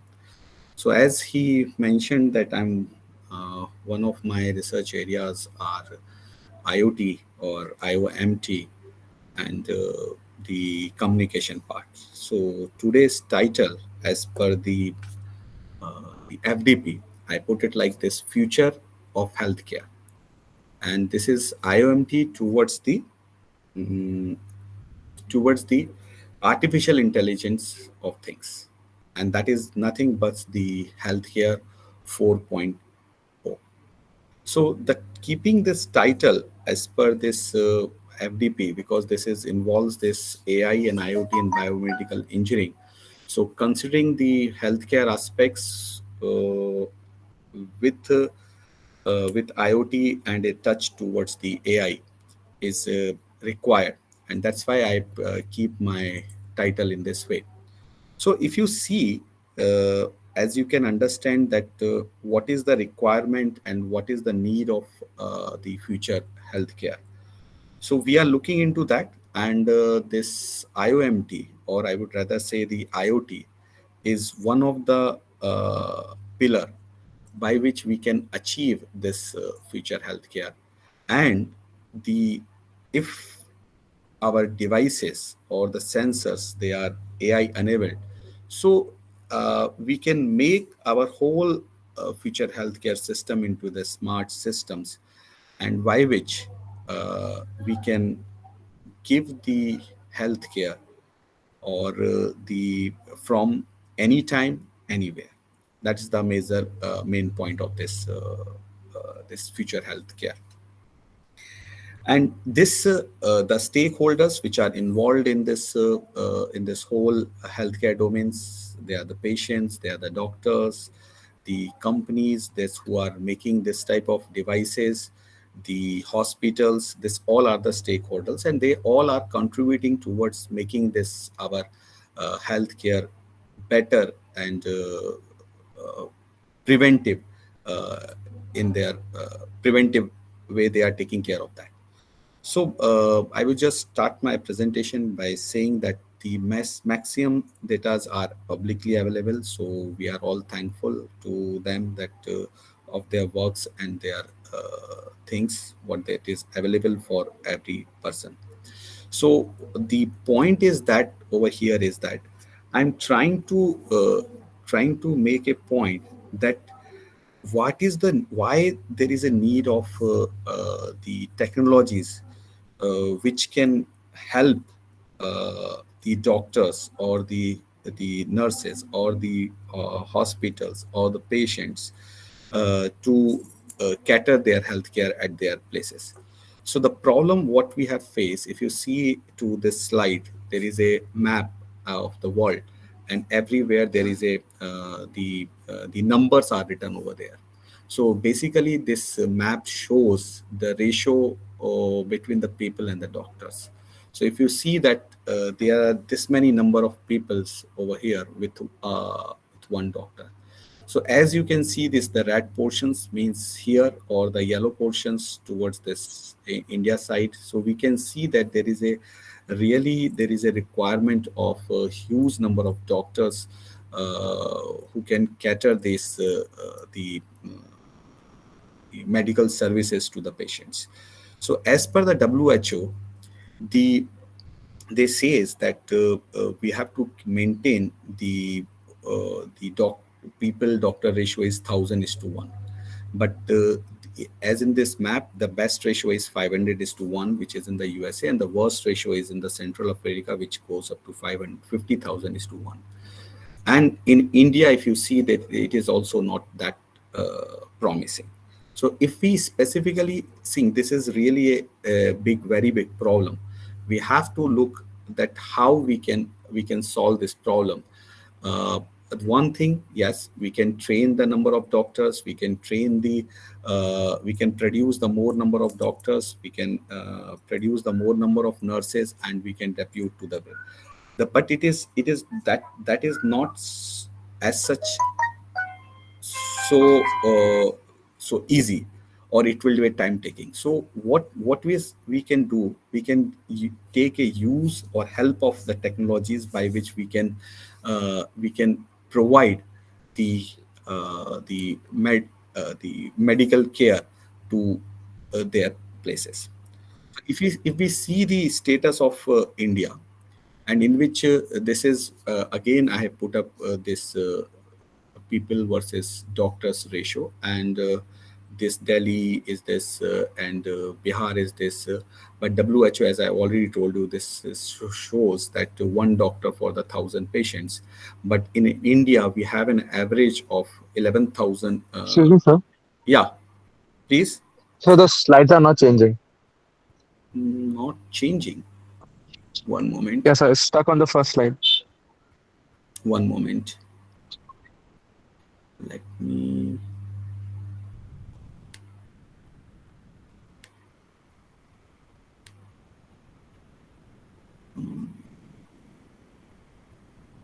Okay, I'm trying to share my this screen. Are you able to see? Okay, one moment. Stop sharing. One moment, please. Where is the presentation?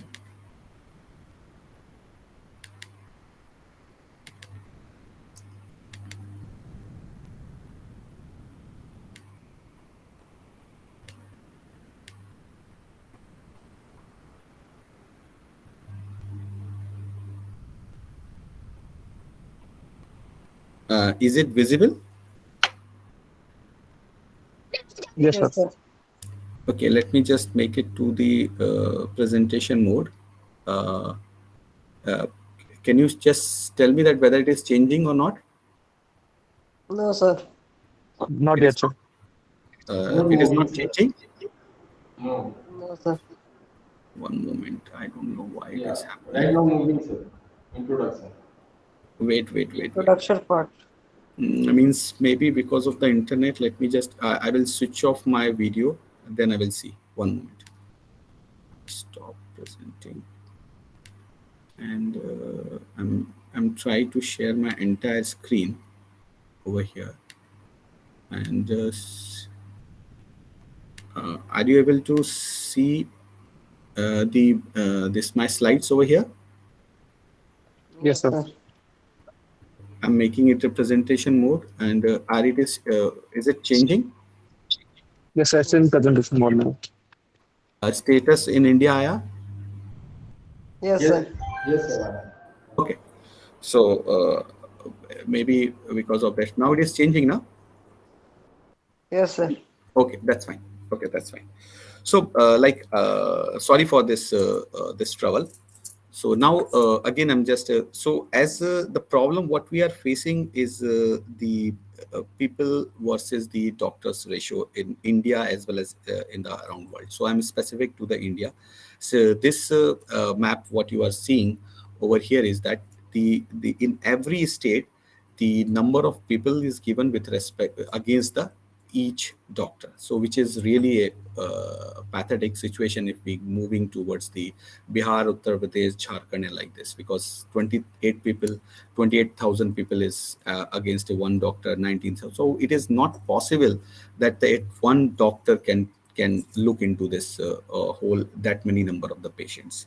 So what we can do? There is a really a huge gap. So we have to think that how we can bridge this gap between the patients and the caregivers. So we need to develop, I would say the gap must be bridged through with the development of novel methods and the technologies. So it means I have to utilize the technologies over here by which we can just reduce the number of visits of the patients to the hospitals, or we can we can give some preventive cares that the people will not go for a chronic or the critical illness where this admissions of the patients is required, and it can be like it can be treated within the time, so that it will help us to reduce the pressure on the doctors, or the way I can improve my whole healthcare system in India and as well as the world.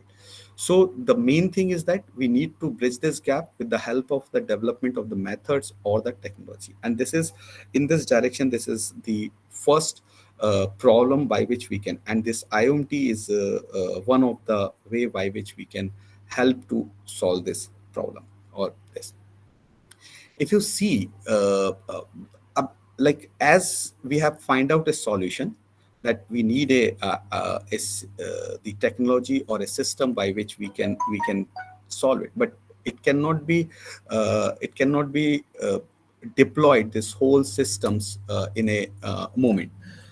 So we need some time. So if you see, this portable and the intelligent wearable devices are increasingly common in many nations throughout the world, and that's because of the advancement that what we are getting in the microelectronics or the VLSI, in the networks, in the wireless technology, or in the sensor development technology. Because the previously the sensors are bigger, now we are able to make it in a small sensors in a chip by which we can, it is portable, and we can put some intelligence with the help of the machine learning algorithms by which they can take the decisions. So as we are slowly moving towards this side, so in the many nations, many countries, they are already adopting, and we in India, we are coming, we are also adopting it too.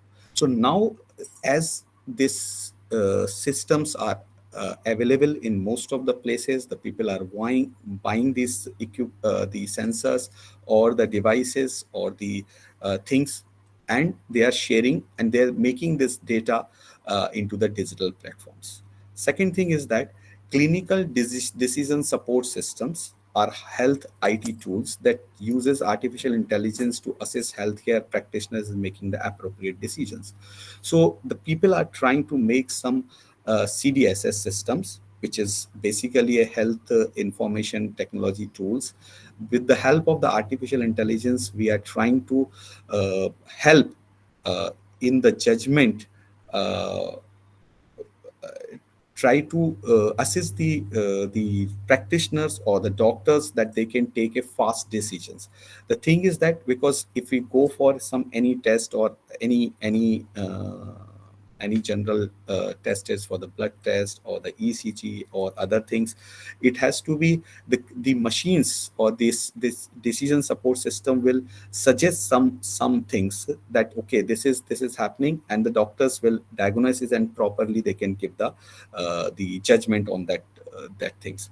Second thing, like the government of India has taken a digital India initiative in which we are trying to implement and making the electronic medical and health records or the personal health record by which we can use it in the future for their preventive cares. So these are the steps, or these are the technologies advancement is happening in India around and as well as in the world, by which we can think of creating a system which can fill that gap.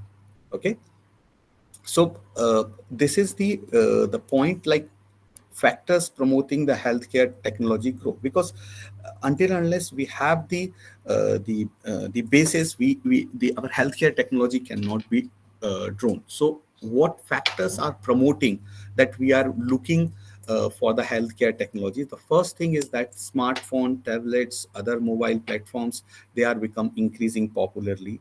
The lot of healthcare infrastructures, the apps are available by which we are always monitoring our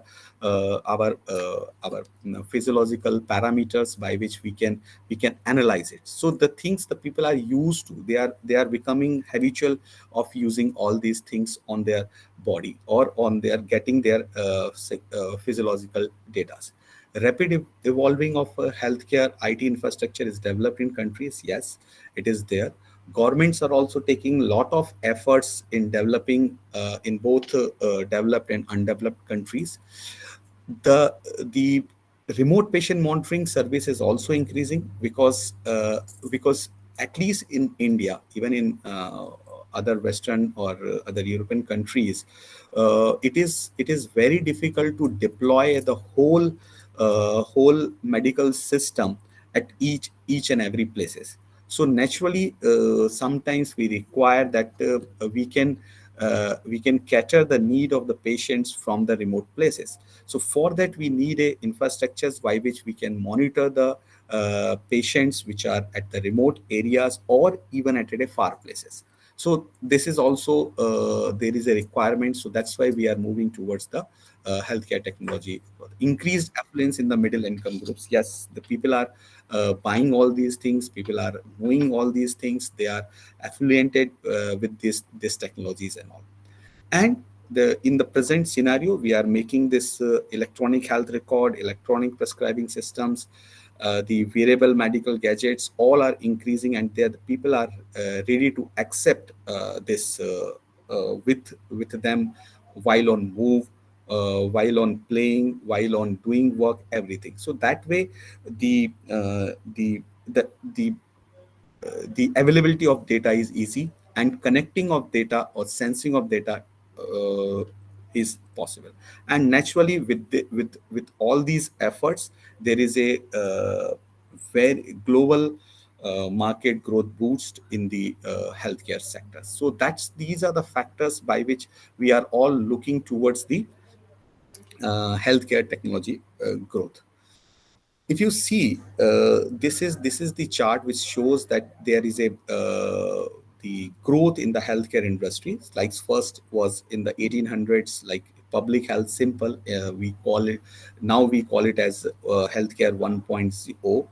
Previously it was not named, but now we are naming it like so. In that, we have just talked about the vaccines, we have talked about germ theory, we have talked about the sanitations. And as in the 1900, there is a healthcare 2.0, 2.0, where we have think of big hospitals, professionalism, specialists, pharmaceutical industry, and antibiotics, that which we have grown. And once this information technologies in the 1980s has come into the picture, we call it as a healthcare 3.0, in which the involvement of the computers, imaging systems, evidence-based medicines, we have given the stress on this.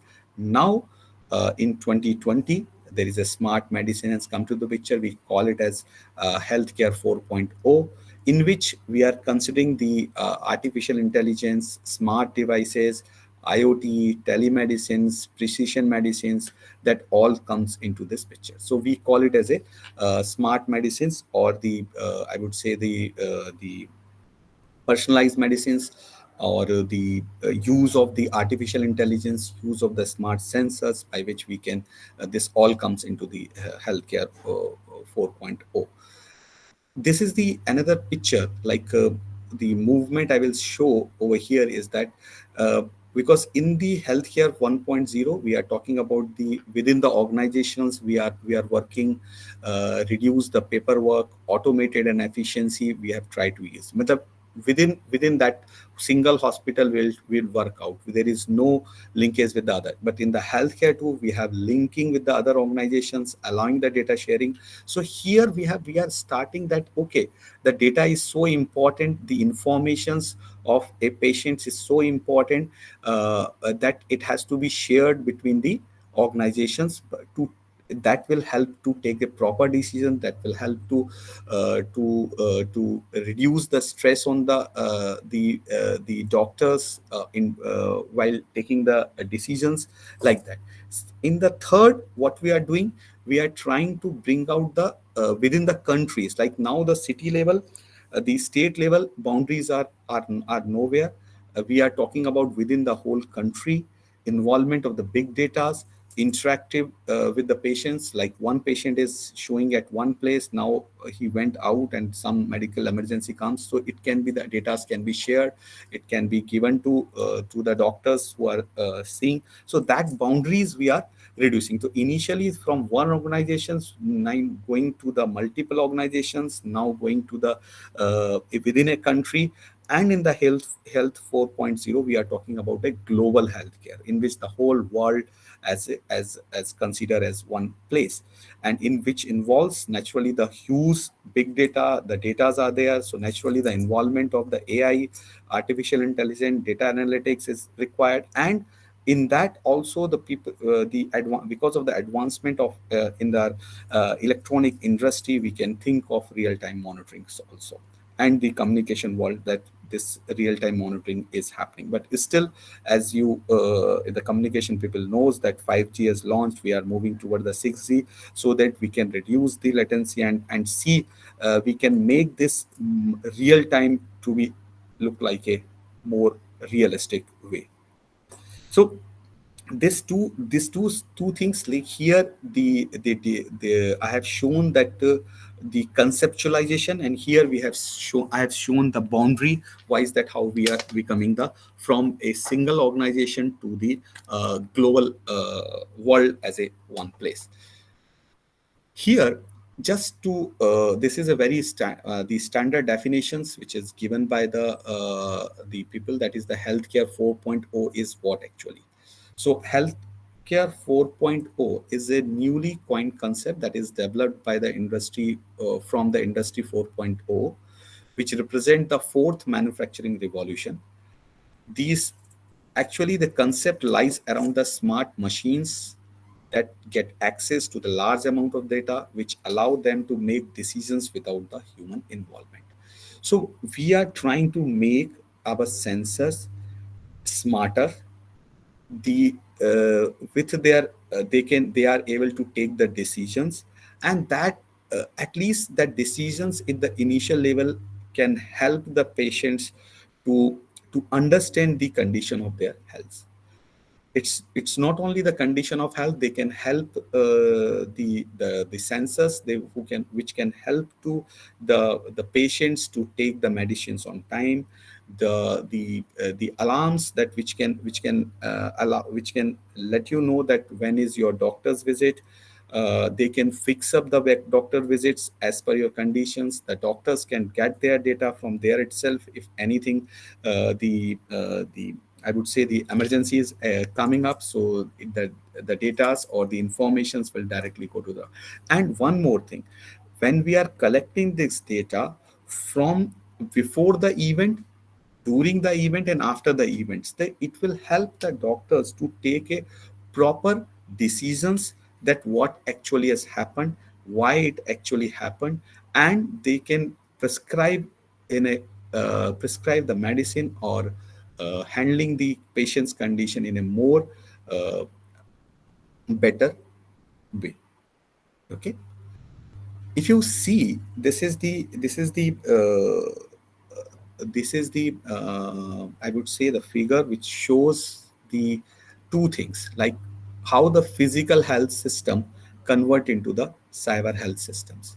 So if you see, I have divided this whole this into the three things. Like first is the body area network, another is the local area network, and the third one is the wide area network. So as we all know that what is the definition based on the uh, the the communication range and sensing range, we have divided uh, the area networks into that body area network, the local area networks, and the wide area networks. So if you see the body network, we say that within 1 meter, if your sensors are working, so naturally when we are talking about the physiological parameters like body temperature, oxygen level, motion sensor, ECG patch, blood pressures, robotic bracelets, and something like that, so it has to be put on the body. So if it is working within the 1 meter from the coordinator, we call it as a body area network. And this the sensors are put on the body or even inside the body, and they will gather the information, they will generate the information and share it to the to the cyber health systems, where the analysis can be done on that basis. Similarly, the local area networks, like we can gather this information from the hospitals, from the home, offices, rehabilitation center, and the community centers. So there also you can go, you can collect, give their your parameters, and the data can be collected. And similarly, in the wide area networks, like the public authorities, insurance, medication industry, healthcare, logistics, so they will understand, like in a wide area network, they will understand the public authorities that what is the status, where this disease is spreading. Like in the COVID times, we have to know that where it is, what type of healthcare logistic is required to handle this type of situation, how many medication industry is required. The insurance company should also involve into that, what type of data and how they can how they can provide the insurance. And this information is based on this, they are collecting this information, and they are communicating, sensing this, and sending to the cyber health, where this type of analysis we can do it like near the body, like one heart rate analysis we can do, sleep analysis we can do, nutrition analysis we can do, mental analysis, motion analysis, respiration. So like as we are collecting this whole data, which is continuously doing, and they are analyzing it, So as they are analyzing it, so one thing is like they are generating the enormous amount of the data, which is for a patient or for a non-specialized people, it is just a data, the value 0, 1, or in some numerical values, which is really difficult for a common person to understand. So with the help of this AI, we can make out some information, some useful informations by which the patients can understand, the doctors can recheck it and monitors and help to uh, they can I would say they will take the decisions based on that. And then similarly, the in a bigger way, the people can diagnose it properly. The doctors, the hospital, diet managements can be done, medication management, sleep management, chronic disease management. This type of managements can be done. So like analysis, as well as at a bigger level, we can try to know the what type of management the things we can provide so that it can be managed, and what things can be prescribed to the patient, so by which he can manage his whole things.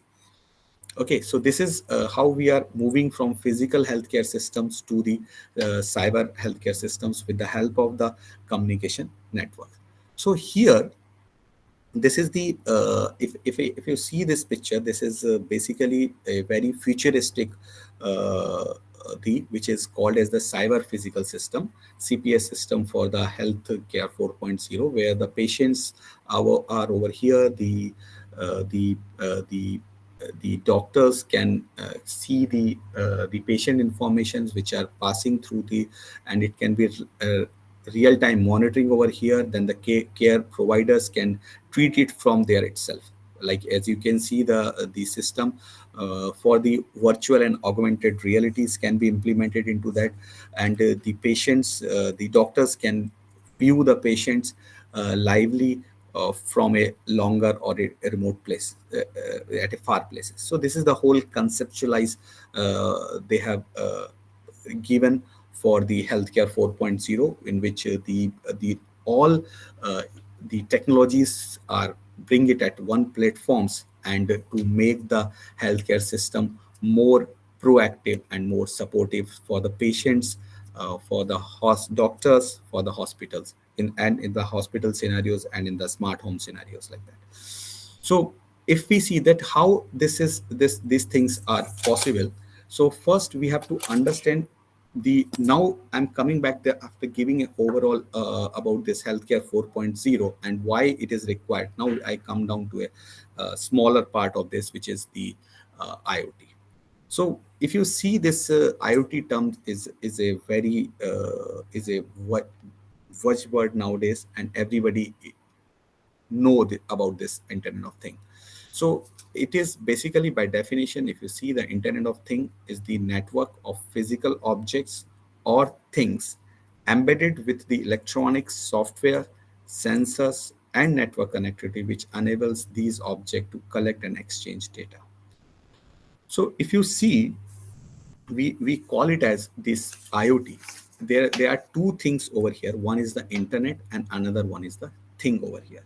Internet is nothing but which is interconnection of the networks, that which we are doing. It's the involvement of the internet over here, or the interconnection between the networks.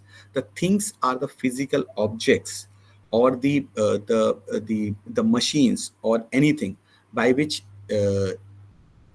you are just connecting these things to the different things, so by which you are trying to make it interconnectivity of, or they can exchange this information, they can collect this information, and then we can do some analysis on that. So this is the basic definitions. So if you see, a thing in the context of the Internet of Things is just a physical object or entity that has unique identifier, an embedded system, and ability to transfer a data over a network. So if you consider, because without a thing, without a sensor, or without a physical object which is able to sense, the environment or your the physiological parameters, it is not possible. And that physical object or that thing should have a unique identifier, because from where it is coming, it should be known. There must be a processing system over there, and it must have a capability of transferring the data or receiving the data. Sometimes when we both way we are talking, though, it will be able to receive the data when it has to do some actions. So but in basically, if we able to transfer the data, that also is a thing. Okay. So now actually one thing, like are you able to listen me? I mean, is my voice is clear to all of you? Am I audible? Yes, sir. Audible, sir. Okay, and the slides are visible now? Yes, yes. Okay. Okay. So this is the internet of thing, and then slowly we come to the IoT part. Here, if you see, as what I have told you about in the definition, here is the IoT cycle. So the cycle is like that.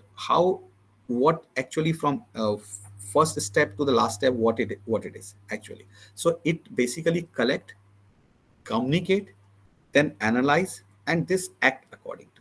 So collecting means from the things, the devices are collecting the data using from sensors from everywhere.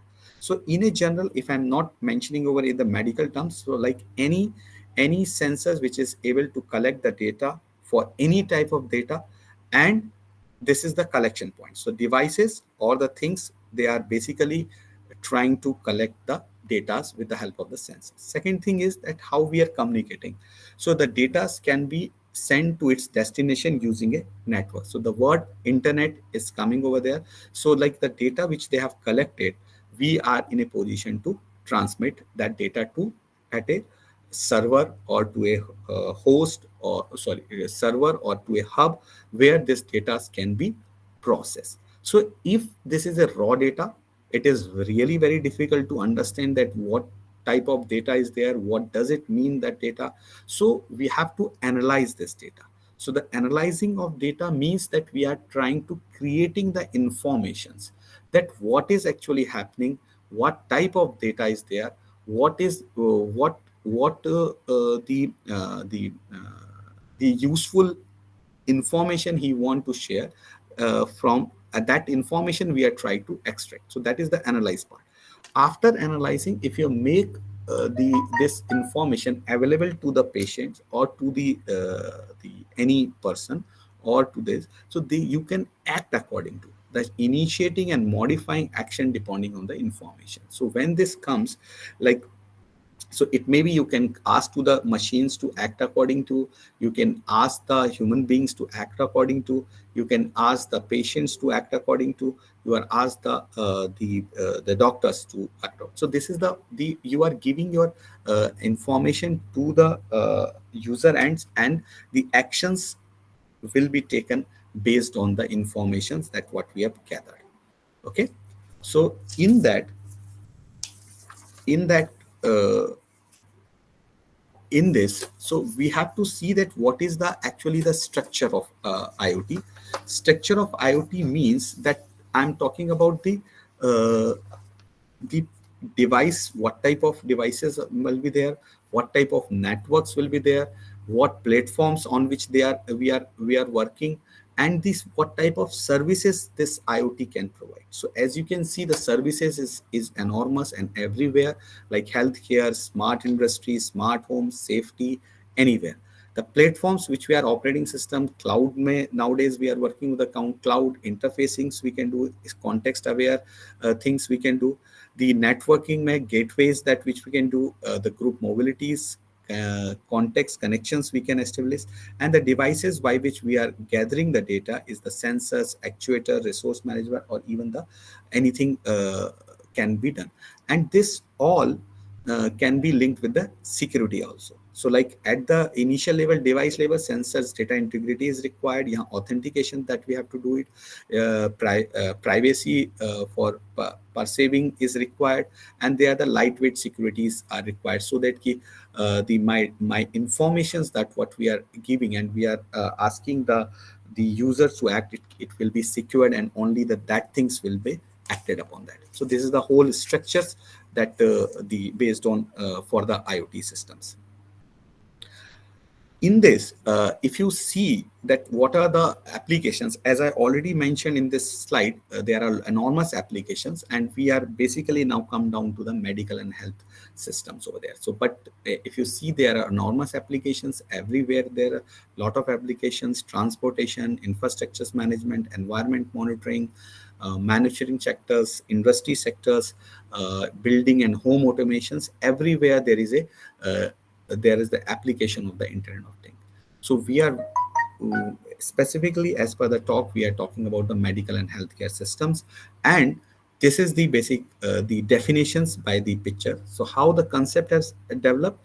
If we have a, because as I told you, there are two things. One is the thing, another is the internet. So if the thing is nothing but a smart medical devices, so this commonly, as you can see it over here, is the IoT. This is the Internet of Things. This is the smart devices, medical devices, and the intersection of these two will consider as a IOMT. That is the Internet of Medical Thing. This is basically the basic concept. If I elaborate this concept into this, as a definitions, the people say that Internet of Things is an amalgamation of medical devices and applications that can connect to healthcare information technology systems using the networking technologies. So this is the quoted definitions which I just narrated over here. If you see in the picture, like there is a everything is connected by the physicians, smart bells, hospitals, the monitoring of all report, diabetic devices, diagnostic centers, monitoring patients, ambulance, electronic medical records, caretakers, smart wheelchairs, and the healthcare apps, wearable devices. All things are come into the picture. So these are the things which are connected together, and we can share this information, and that's why we say this is an amalgamation of medical devices and applications that can connect to the healthcare information technology systems with the help of the network. So I just try to ease this definition by so that it can be. So Internet of Things is nothing but a collection of medical gadgets and app that can connect to the health IT systems using the network technology. So this is the definition of this of the Internet of Medical Thing. Okay, so actually this IoT, what it does, it brings the all stakeholders at a common point. So if you see, there are a lot of stakeholders. Hospitals are there, diagnostic centers are there, monitoring patients are there, ambulances are there, the healthcare apps are there, peoples are there, caretakers are there. So everyone is there. It is bringing it together. So IoT brings together people, data, process, enablers to deliver improved patients' outcomes efficiencies. So if you see that when we are connecting these four dots, people, processes, enablers, the data at one place, and take this information, take this all together input to deliver the improved patient conditions, so that the efficiency of this my system will increase. So people may be the patients, caregiver, clinicians. Data is like patient's data or the performance data. It can be process, care delivery, patient supports are there. Enabler means the connected medical devices and the mobile applications by which we can uh, we can uh, we can make my system more efficiently and produce the improved outcomes. Here, this is the basic block. I would say the thing in which the patients over here, which can image sensors, management, visual display, communication. This is the home care unit. This is the hospital monitoring unit, and through the network, data analytic and the storage can be done. So it means this type of things can work independently at their home or in the hospitals or in the diagnostic centers, and they can communicate with these informations, and by which we can make the system more productive, more efficient. Okay. If you see this real-time tracking and intervention, what does it real-time tracking or the intervention, this basically give you the patient specific cares, develop the evidence-based guidelines which can helpful to incorporate the local intelligence in the future machines, improved inter-device connection and synchronization, data-driven health predictions. So as we are doing this in the previous picture, like we are trying to gather the informations real time. So as it is a real time data, so we can become like patient specific care. We can develop the evidence-based guidelines to for the for your treatments, improved inter-devices connection, and it can be more synchronized, as well as we can, with the help of data driven, we can predict the what would be the conditions in this, and what whether it is the improved way or whether it is deteriorate way that things can be, or like what possible scenarios can happen over there here. So if you see, there are the levels of this IoT system, means the biological targets, the sensors, protocols, cloud applications, cloud storage of biometric data. So if you see into this, so as the patient is as at level 1, which is giving the data biological targets, we are putting the sensors over there like SpO2, ECG, temperatures, anything. Then we are sending it to the data hub. From there, the patient monitoring or the personal healthcare records can be maintained, and it can be with the help of the physicians, it can be patient monitoring, and the pulse patient healthcare records can be maintained. That is the cloud storage of the biometric data or the cloud applications that which we can develop. So this is like patient monitoring and the keeping the records for this for the future purposes. Okay, so this is the architecture which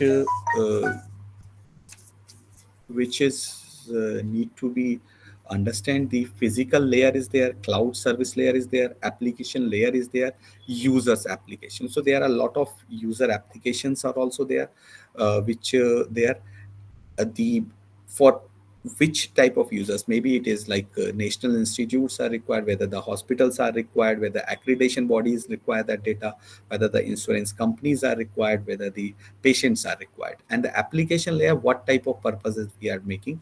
Cloud, basically that we are storing this data, and physical layer from where we are connecting these things to a network and generating this data and sharing with the cloud, means collect with the help of the cloud. We are sending this data to the data storage or the hubs where the different this can be utilized for the different applications and for a specific users. So here if you see that till now we have seen that we are collecting the data with the help of our IoT systems. If I'm just collecting the data, so until and unless we make this data useful for our purpose or help them to take a proper decision by themselves, it is of no use. So the any machines that shows any intelligence is an artificial intelligence. Means basically we are talking that the machine or a computer by which the machine can take a mimic the human behavior is called an artificial intelligence. So any machine that shows any intelligence is an artificial intelligence.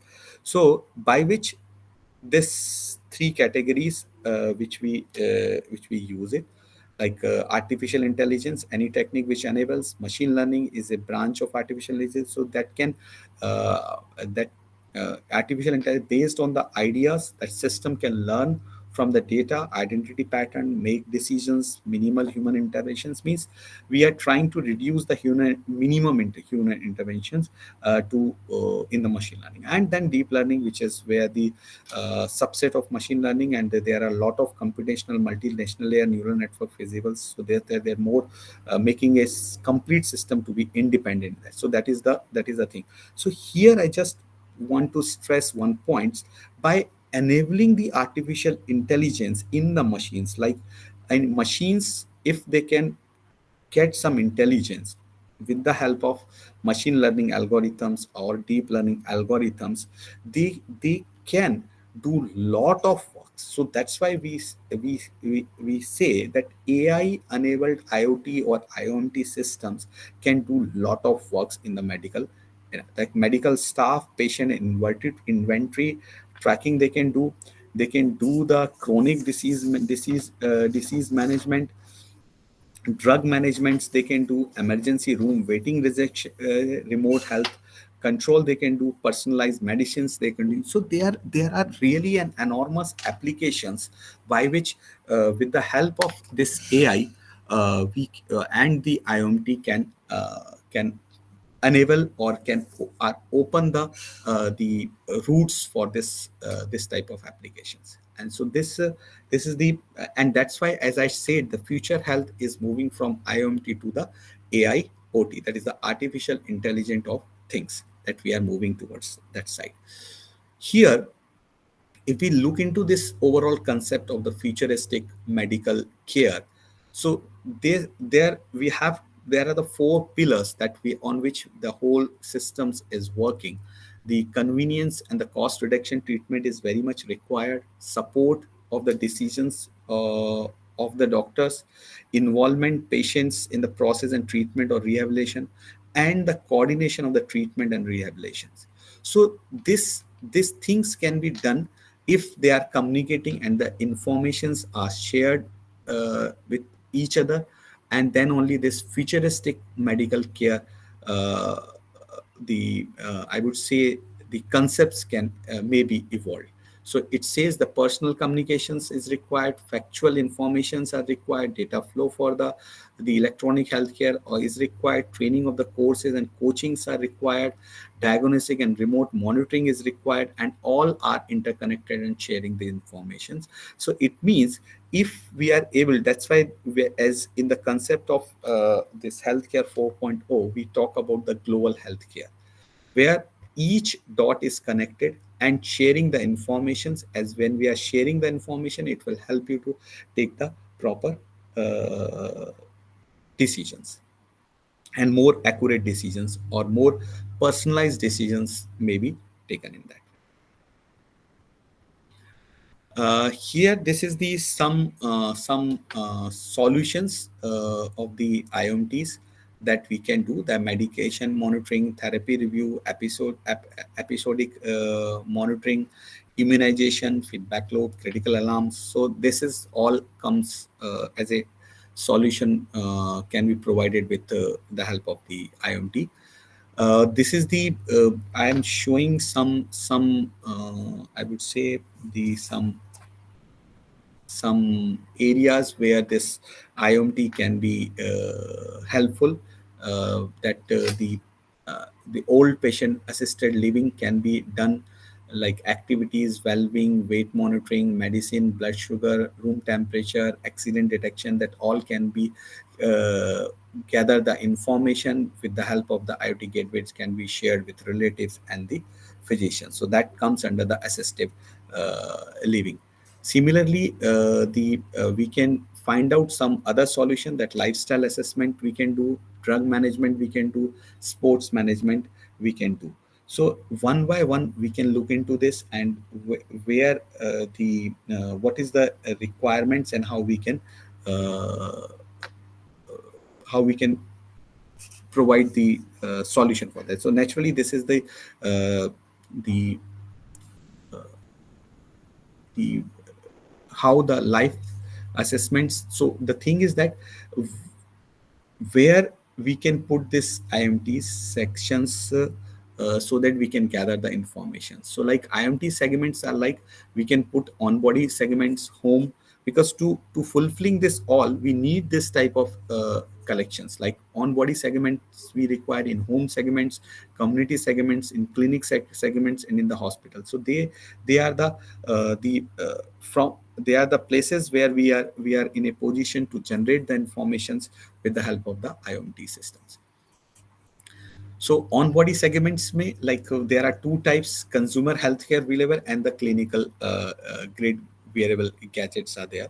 So consumables like glasses, mouth guards, clothing, strips, belts, shoe, rings, this type of consumable health wearables are available nowadays, and which generate the informations. And clinical grades are like this: smell sensors are there, taste sensors are there, speeches, pressure sensors are there, touch sensors are there, fluid, hearing, balance, and then the sight and focus, and which can be communicated the whole. So this two on body sensors may we are working for the consumable as well as the clinical grade variables are available, and which generate the data and can be uh, used. In the home segments, we are talking about the three types of segment: the personal emergency response systems, remote patient monitoring system, and the telehealth virtual visit systems. So in the personal emergency response systems, integrate wearable devices, relay units, so that if there is an emergency comes into this for the personal, it can be generate alarm and it can be cured, or it can be treated well on time. Remote patient monitoring, yes, in the home monitorings, the device sensors are attached, and the monitoring of the physiological parameters and other support parameters are continuously monitoring and watched. Telehealth virtual visits, like virtual consultation that help. If you have seen that after the COVID, the virtual consultations has already started, and that is the way that you can save your time, you can plan your visits, and more frequently you can talk to the doctors. The doctors also have a one-to-one conversation with the patients, and more fruitful oriented results can be come will be there. In the community segments, we talk about the mobility, emergency response intelligence, kiosk, point of care devices, and logistics. So this whole is a community aspects, because in that we are talking about the whole community. The whole community where a locality or a city can come into the pictures, where we can see the mobility of these patients, the emergency responses of logistics, we can take it, point of care devices, we can kiosk, we can make it. So this whole comes under the community segments. In clinical segments, as I there where the IoT devices are used for administrative and clinical functions. Point of care devices here differ from those in the community segment is one of the key aspects. Instead of care provider physically using devices, the providers can locate remotely while a device is used in by a car. So the thing is that clinical segments में हम लोग point of care जो है devices, और जो community में जो हम लोगों ने point of care है, they are totally different. And in that the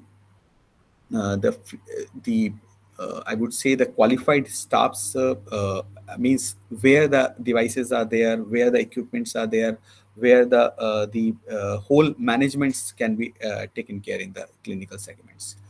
In the hospital managements like access management, personal management, patient flow management, inventory management, and the environment and energy monitoring. So this is the segments where this Internet of Things can put into the pictures, and that help the hospitals to improve their whole working.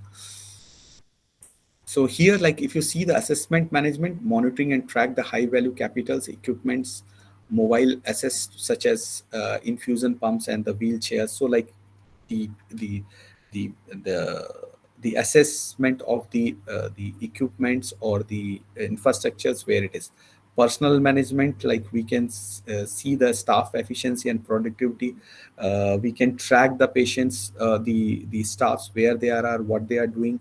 Patient flow managements improve the operational or the bottlenecks that which we are getting, like n number of the people are sitting, the patients are waiting. We can properly inform that when your turn will come, so that the efficiency of the whole systems can be improved. Hospital improved. Why does to take a robust actually this is the robust IoT systems को हमको क्यों why it is there is a requirement. So smart medical devices must work immediately when it is in the hand of the patients. If there is a learning curve or assembly involves, mass adoption is highly like the device should look and operate just. So the thing is that if if we take care of this whole type all segments over here, so naturally the robust IMT systems is required to build, which can help to the patients, the doctors, and the I would say the whole system in such a way that it's the improvement in the improvement in the providing the healthcare to the patient or to the society in a better way. Here, 2 or 3 points I will put into the mark over here. The first thing is that the stakeholders of this IoT is physicians, scientists, insurer, and the patients are there. So this all are the stakeholders that all have to work together to provide the better healthcare to the patient. So ultimate aim is that the technologies or the IOMT or the AIoT will help the to reduce the gaps, to provide the better healthcare to the patients, to provide the whole management in such a way that the efficiency of the whole system will be improved. Here, so like as this whole there, so what is the why we are moving? So I will just say as a in a point of in the market point of view, there is a really a huge why this whole research and everything is going, because there is a huge demand. By 2050 this 86.4 billion will be increased or moving towards the with the rate of 29.6 percentage. The I would say the cumulative annual growth rate is 29. It's around the 30%. So if we see only in the Japan or in the other countries, this whole revenue is going to be increased. So that's why the people, the whole gadget market, the whole hospital systems, whole all stakeholders are working in this direction to make our the whole healthcare system in a better, making the healthcare system in better. This is again the same things here. The one moment, Dilip, how much time is left, or will I And yes, sir, right now 10 minutes, well, 5 minutes, sir. 5 6 means approx 10 minutes, sir, we are having time. Okay, fine. Yes. So this is basically the healthcare 4.0 in IoT. So the need first we have to see, the vision we have to see, then the we have to provide this healthcare to the community. This is basically the whole idea for this. Here, different directions for the healthcare industry is there, like preventive medicines and the e-health is there, in which we have to go for a wearable monitoring, artificial foods, artificial intelligence, and rhythmic bioenvironment systems that which we have to take, increase the quality of the life, metrics, diagnostic monitoring, balanced diets, and augmented well-being and decreasing. So the thing is that when we are moving towards this healthcare 4.0, we are making the whole environment in such a way, and we are providing the diet system in such a way, we are providing the diagnostic in such a way that the the the critical conditions will can be avoided. So we are always monitoring, we are giving some balanced diets to the people, we are reducing their mental stress and mental diseases, we are providing the diagnostic centers at each and every point. So that concept is there. So this is a preventive care, or the e-health we are trying moving towards that side.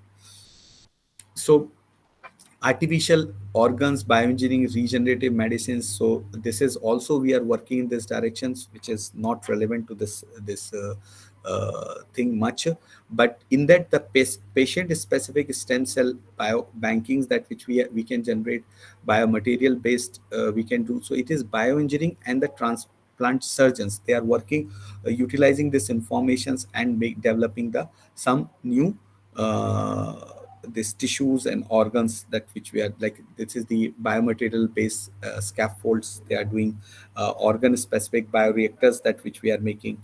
We are making the biobanks where we can keep our the the some important organs and like that. uh, this is the another thing in genetic editing. Fine.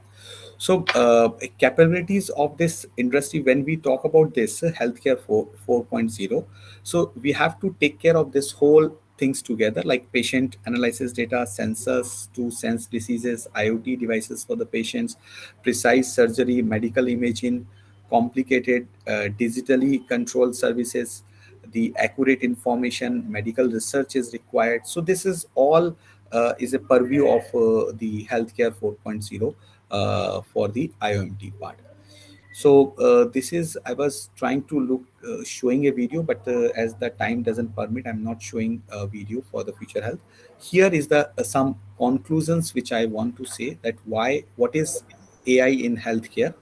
So this one line, because as I my title was is IOMT towards the AI OT.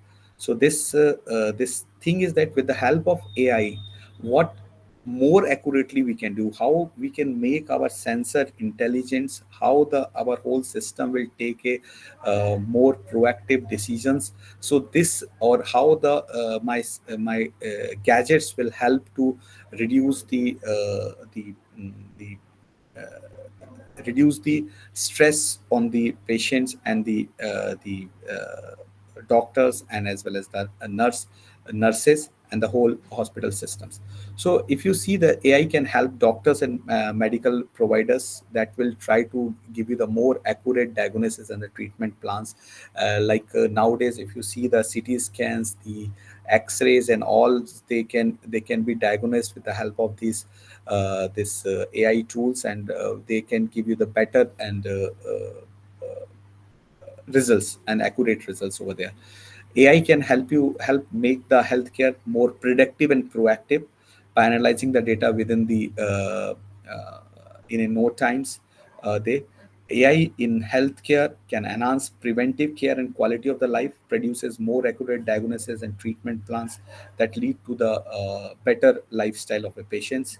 AI can help predict and track the spread of the infectious diseases, like community segments may, when we are looking that from where this disease has spread, where the cases are more.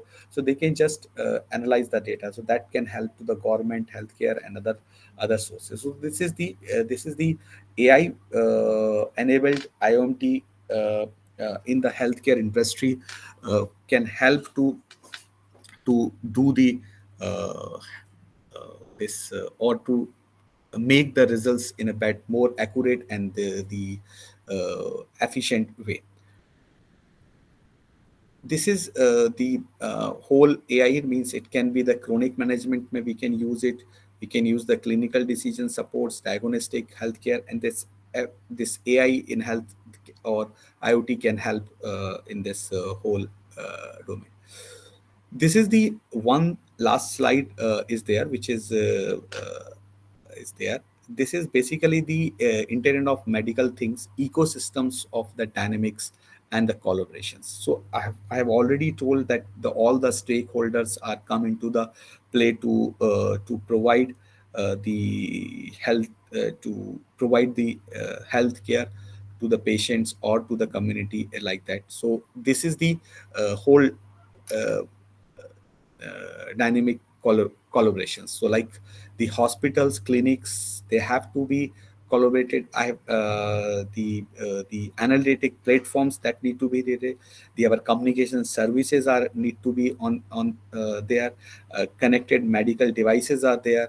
The people, insurance companies are there, and the patients. So this all are collecting the data from the patients, and this whole different platforms and need to be collaborated to help in transferring the information from one place to the another place, and the analytic platform will take a decision uh, uh, to uh, to bring take out the informations which will be helpful for the hospitals, clinics, and the caregivers for the patients in a better way. So that way, the more proactive, preventive cares can may be given to the patients. So this is the acknowledgement I have given, and finally, let's hope for the best healthy futures. And I'm thanking all of you to listen me carefully. Yes. So if any question, you may please Uh, ask. Sir. if anybody is having any questions, you can ask. Yes. Somebody has raised a hand. Mansu and Satyajit Azad. Yes, ask, sir. Sir, I have a couple of questions. Yeah, please.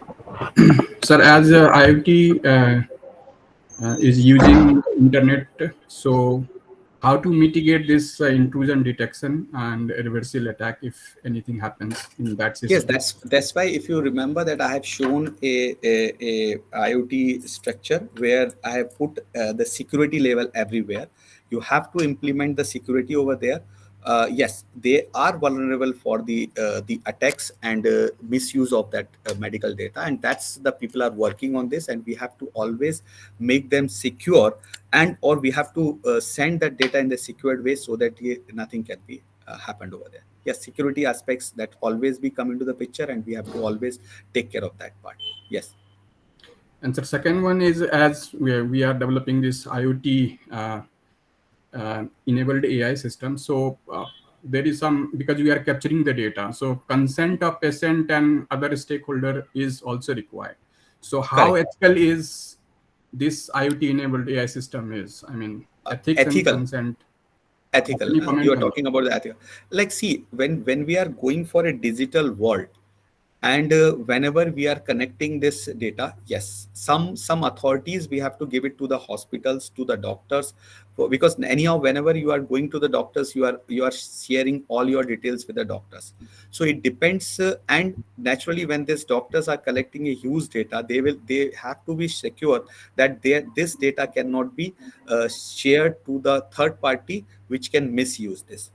If it is required only with the permission of the patients and the doctors, then only it can be shared for their better treatment, or generating the or understanding, if the government is required, naturally it can be shared this data to this, or if you want to reduce this whole ethical issues, you may take a permission prior to the patients that we are collecting this data, and this data can be used for this purpose. You have to be very specific. Yes, for your treatment, for your government purposes, for your development purposes, we are using this. That's why always you have seen that whenever we are doing, we are always calling for the volunteers that who can share their data for these purposes.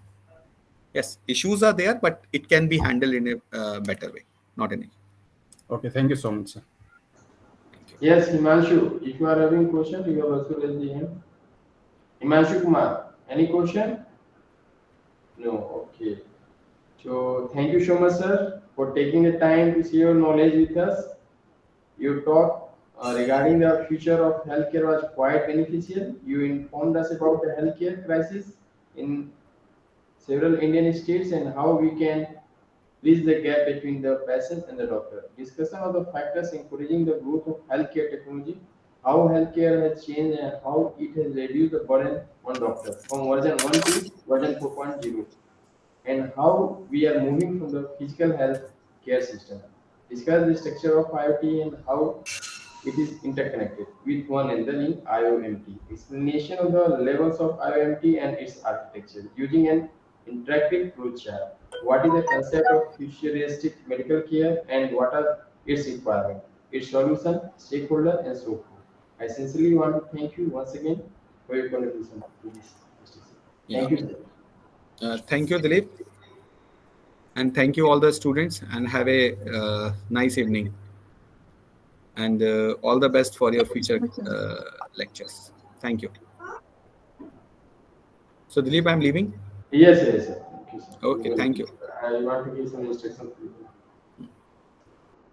So actually last day in my lecture there will be quiz. 20 question means 20 MCQ question will be shared in Google Forms, and this is compulsory. Many are not attending. We are having so many participants, but of course I am going to stop the certificate those who are not attending.